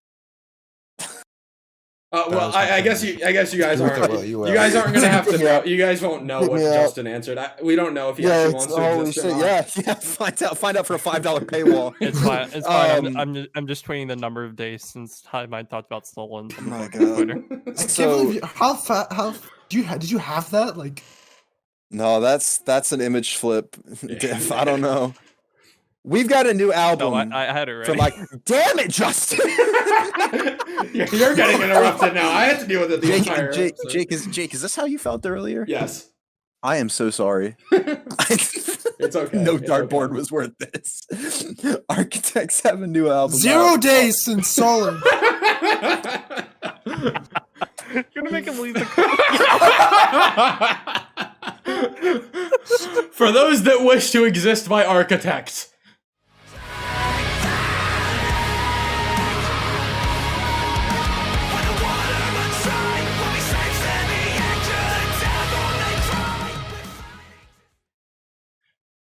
And right now it seems like Derek doesn't want to exist. No, I've had enough. Jacob, take it away with this album first to give Derek some time to cope. I've listened to this album so many times, and I'm still iffy on it. There are a lot. I think, first of all, it's too long. You cut a couple songs. Where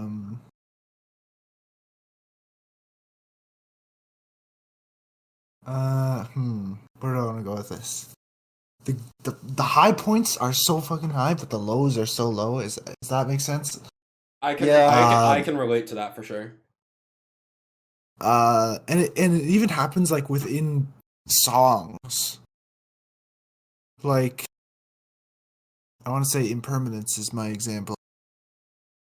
I feel like I like the Winston feature, but it feels like it's just there because they wanted a feature. I don't know. It feels forced, but I'm so torn on this album as a whole. It's like, I don't know. It's a very different experience for you, I imagine, as a long-time Architects fan.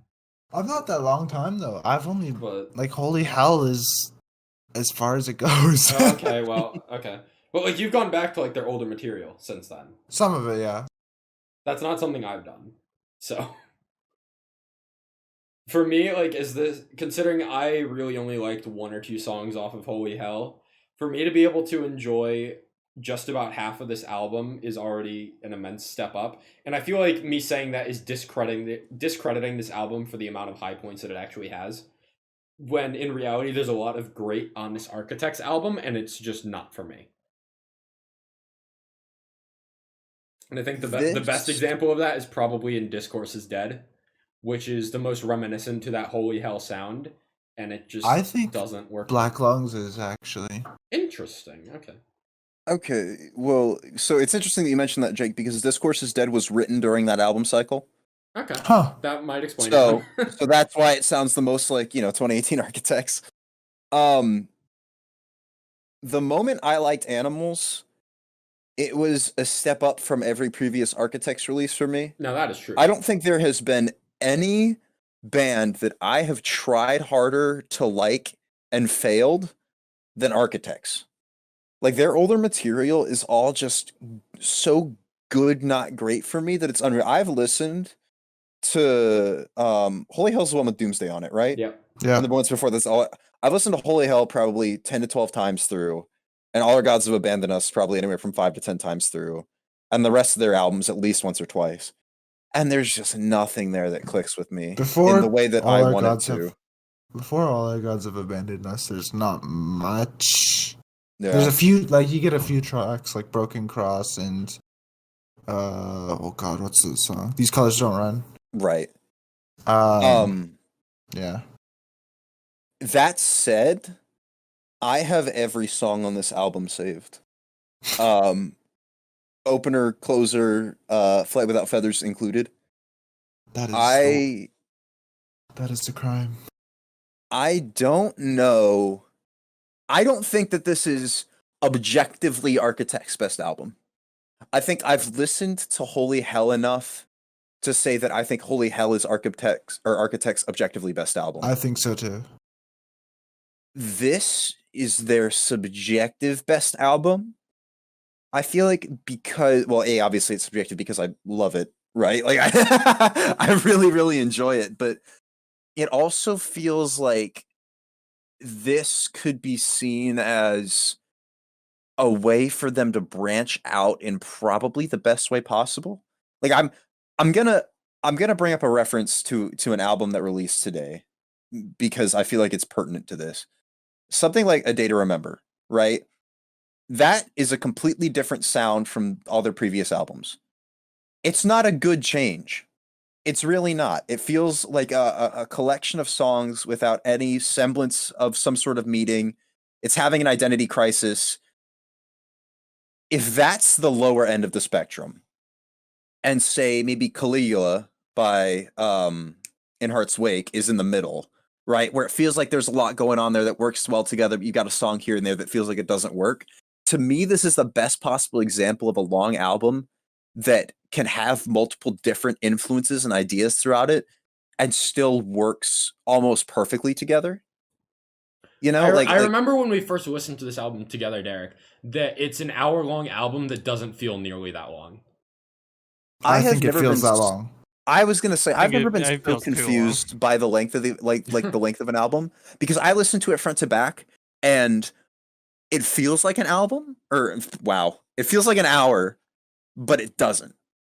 Like you know that you're listening to 15 songs, but I feel like the time passes quicker than the actual runtime. I don't know.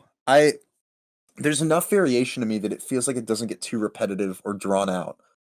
I do think that I agree with you that some fat could be trimmed off of this. Mm-hmm. Demigod? I don't think so. Yes. Not in terms of it being a bad song. Like, I think the Demigod's one of the weaker songs in this album, right? But I think that in the context of the album, putting it before Meteor makes perfect sense. I really love that transition in like the vibe of Demigod versus that explosive opening instrumental of Meteor. I think it's probably, in terms of song to song, the best transition on the album. Like, so if we are going to hypothetically trim some fat here, what would your picks be? I think Little Wonder just sounds like a Bring Me the Horizon ripoff. Oh no! My vote would be to cut Libertine, Little Wonder, and Black Lungs. You really just picked like 3 of my favorite songs on this album.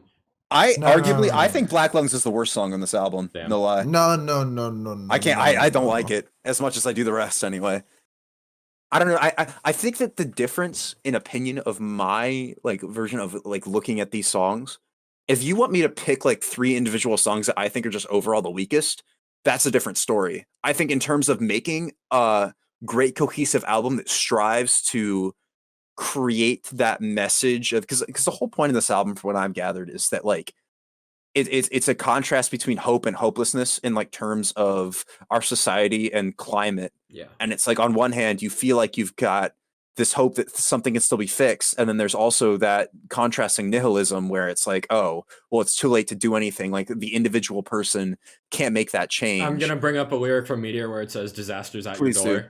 Yeah, exactly. And like there's that I think that's what makes Demigod so interesting is that like it's sort of a conflict of self that you're at odds with your own ability to change things. It's like, oh, well, the individual can work together as a collective to change everything. Like, but I'm a demigod is the line, I'm pretty sure.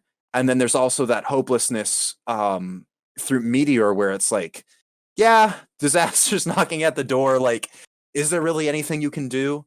And then that sort of just somber kind of fork in the road almost that dying is absolutely safe. I think that this album has a lot to offer, and it's mostly lyrically over anything else. I don't know. What if you get the meaning of this album? I feel like it adds a lot more to it and makes the 15 songs worthwhile and bearable, as opposed to if you're going in listening to this. And I think it's expectations too.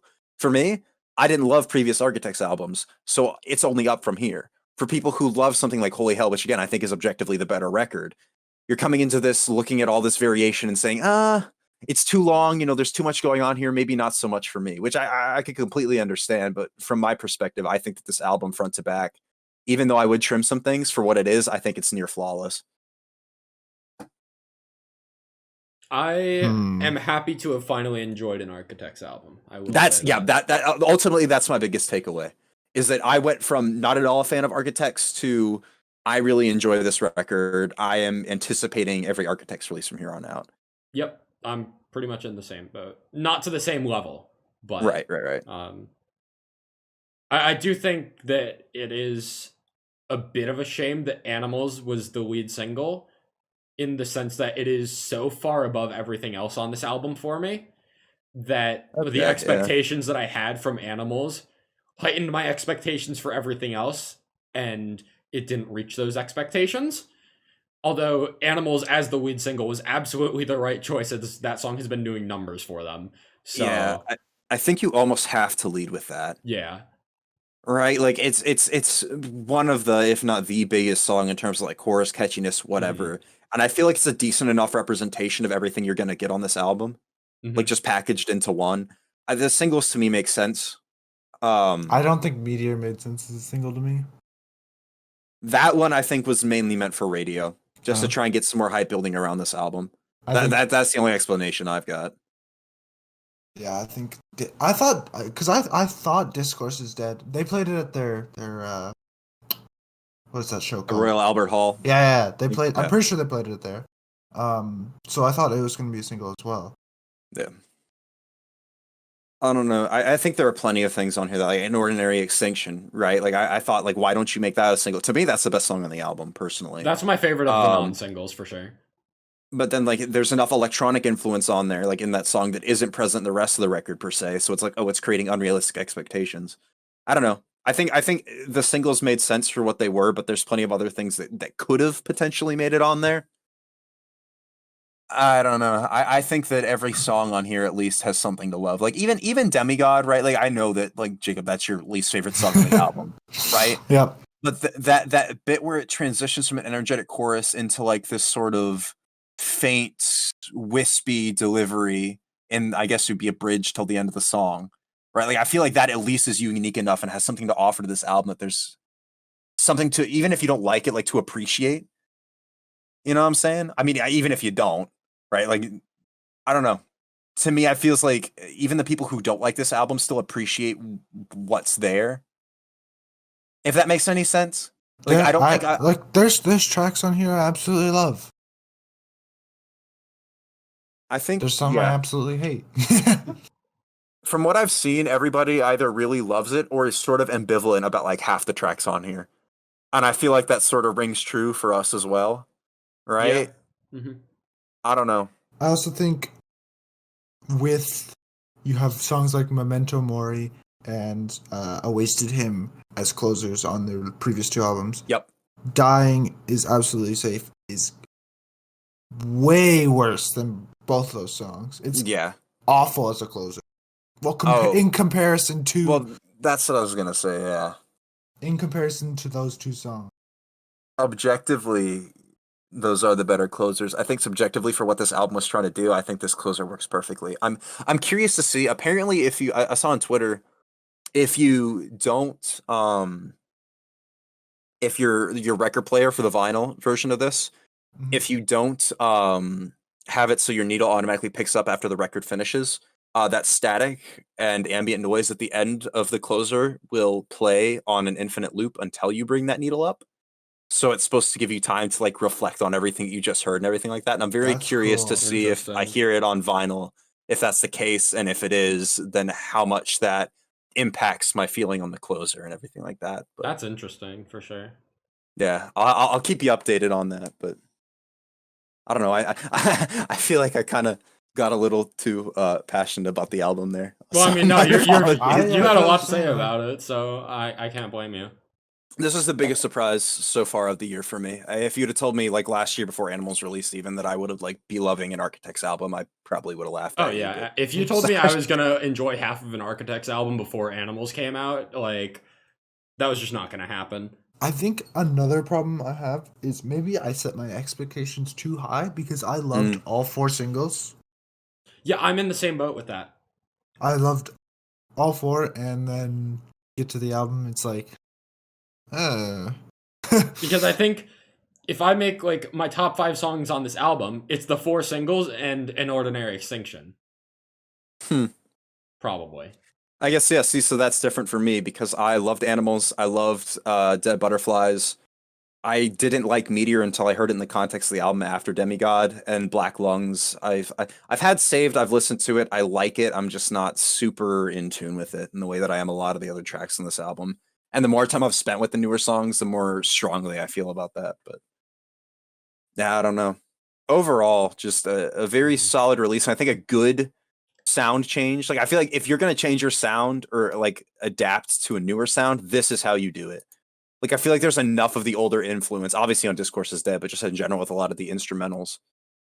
I mean, it's hard when you lose your songwriter, right? Like, yeah, I think what Holy Hell was a safe, like they were just trying to be safe with what they're making, but now since they've lost Tom, right? Tom? Yes. Tom. Yep. Yeah, they have now found their new sound. I don't know. They still need to perfect it, I think. But there's a proof of concept, right? They mentioned that every song that they put out on this album, when they were writing it, they wanted to make sure that it would pass the Tom test, like whether or not he would have approved of it. And based on what I've seen in terms of the lyricism and everything, even if some of the like sonic changes maybe questionably, like Meteor or whatever, I feel like overall this album did a great job of expanding their sound and also, given the circumstances, doing Tom justice in terms of the songwriting. But I feel like the lyrical content has not changed over. No, they did a good job with keeping it consistent. I think, and even like some of them. Sorry, go. Did you have anything you wanted to add, or? Well, I was just gonna say too, like even like real quick, like with their merch drops or whatever, like everything that they were doing with like all the vinyls are made out of recycled vinyl. Like most of the stuff that they were doing with the merch drops were about protecting the environment, sort of in the same vein as like an In Heart's Wake type deal. And that goes with the theme of the album. I just think they did a very good job theming this and sticking to it. And yeah, overall, if not sonically, then lyrically and message-wise, a very cohesive album that I'll definitely be spinning for a good while in the future. I think the last point I want to make before we start to wrap this up is that something I noticed a lot is that when they did their breakdowns, they had very like wispy orchestral vocals backing them, like in Ordinary Extinction and Dead Butterflies. The bait in Impermanence. Oh my God. Every reaction video I've seen, everybody's just going, and then they're like, oh, wait, what? I just think it's an interesting dynamic, like that instead of like a typical breakdown, which, I mean, you get one at the end of An Ordinary Extinction, but when you expect it there, like before that final chorus, and then you get like the breakdown and then those vocals come in, it creates a very interesting dynamic that the more I listen to it, the more I enjoy it. And I think that's that's what we're on I think Meteor has it as well at the end, and I think that's part of why I like Meteor so much. And even though I'm not as huge on Dead Butterflies, it's growing on me. For I think that same like the backing orchestral vocals, it's a very interesting choice that kind of throws you for a loop. But the more I listen to it, the more I'm coming to enjoy it. So Yeah, that's kind of my last point. What do you think of the feature? I haven't. I'm not familiar enough with Mike Kerr to point out a distinct part of the feature in that song. No lie. I sometimes forget there's a feature in that song. It's second verse. Okay, I'll have to listen to it afterwards. I think Simon Neil is an absolute monster.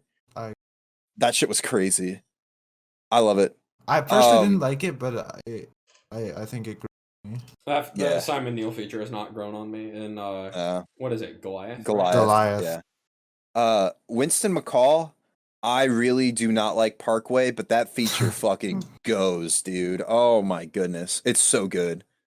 That's probably one of the best. It's one of the best breakdowns I've heard all year, if not like within the past couple of years. I mean, it hits. It's like simple instrumentally, as opposed to some of the more like advanced technical gent stuff, right? But it hits like so hard. It hits again and again and again and again and again. Nice. My God. Nice. If nothing else, all the strings and everything like that they incorporated throughout that you're mentioning, Jake, it makes me I need like a full album performance at Royal Albert or something like that. Like it's just this album feels like it was made for something big, right? Like arenas or the Royal Albert Hall with the orchestra, whatever. It just needs to happen sooner rather than later. Unfortunate timing with the pandemic, though. Yeah. But it is what it is. We'll get it eventually. It's just a matter of whether or not we're patient enough, right? Does that wrap I things think that up? about sums it up. Yeah. I think that just about sums it up. This is my favorite release month in a long time. It was a fantastic month, although March do be coming up, though. Yeah, what fantastic 1-2 punch we got going on here. March do be coming up, though. Yeah, I don't know. I don't know if I have too many other like closing thoughts that I want to mention at this point. None here. I think if you guys want Hivemind merch, please at Jake Cub on Twitter. We'll make it happen probably about the same time. Jake the Cub. At Jake the Cub. Sorry. It's literally on my screen. And funny story, actually. The at Jake Cub account was like inactive for like it was like created in 2009. Didn't tweet like once until 2019, and I have since figured out that he would like defend Trump like religiously. It was like a 0 follower egg profile picture account that would just like go to political tweets and defend Trump, and I think it's funny. I bet he probably got hacked or something if he hasn't tweeted since 2009. Probably got account compromised. Actually, that's a fair point. That's a fair point. Well, I mean, if you're stuck with Jake the Cub, but yeah again, on that note, follow social media. At Hivemind Radio on YouTube, Hivemind Radio _ on Twitter and Instagram. On Instagram as well, and then all of our individual socials are in the bio of the Hivemind Radio Twitter account as well. So also, don't forget, keep an eye on our socials for when we eventually do that interview with Alert. Yes, absolutely. And sub to the Patreon as well. To hear all of Justin's little tidbits and information. It does exist, by the way. Oh yeah. Yeah. Totally. No. We do, again, like always, we really do appreciate everybody who listens. Even just hitting, right, like obviously, in the grand scheme of things, 25 subscribers isn't a lot, but for us, like starting this out of nothing, right, and just turning it into a passion project, that means a lot to us. So thank you to everybody who tunes in, whether it be on the live stream, at any point, band just checking in for their individual review, or whether you're a regular listener, it does seeing those numbers and everything, and just that impact. It at least to me, it means a lot. Yeah, but especially because we're 4 idiots that don't know what we're doing. Yeah, exactly. The fact that you guys want to listen to us ramble is humbling in a way, I guess. Right. Remember, you can listen to Justin ramble as well. Yeah, exactly. You can listen to 3 idiots rambling on this episode if you want to hear 4. Premium content. Yeah, open your pockets and give us those dollars. Put your money where your mouth's at. Exactly, or where our mouths are at, I guess. Yeah, that's a good point, actually. So, with that all said, then, that makes it 1 year of the Hivemind Recap podcast. Happy 1 year, everybody! 1 year anniversary. COVID-19 through the full 12-month cycle for the first time. And next month, we begin cycle number 2. Funnily enough. What a way to begin. Yep. Turn the year older. My birthday's next week. Yeah. Oh, hell yeah. Be sure to spam Justin on Twitter with happy birthday. Yes, sir. How about don't? No, do it. Do it. No, do it. Do it. See, they'll never hear your suggestion than not. Unless they pay. Exactly. Fucking hell. We're gonna show this into fruition. We are. That's what's happening here. Not if I end the podcast. Oh boy, yeah, that'll do it. Yep. Thanks for listening, everyone. We'll see you next month. Take it easy.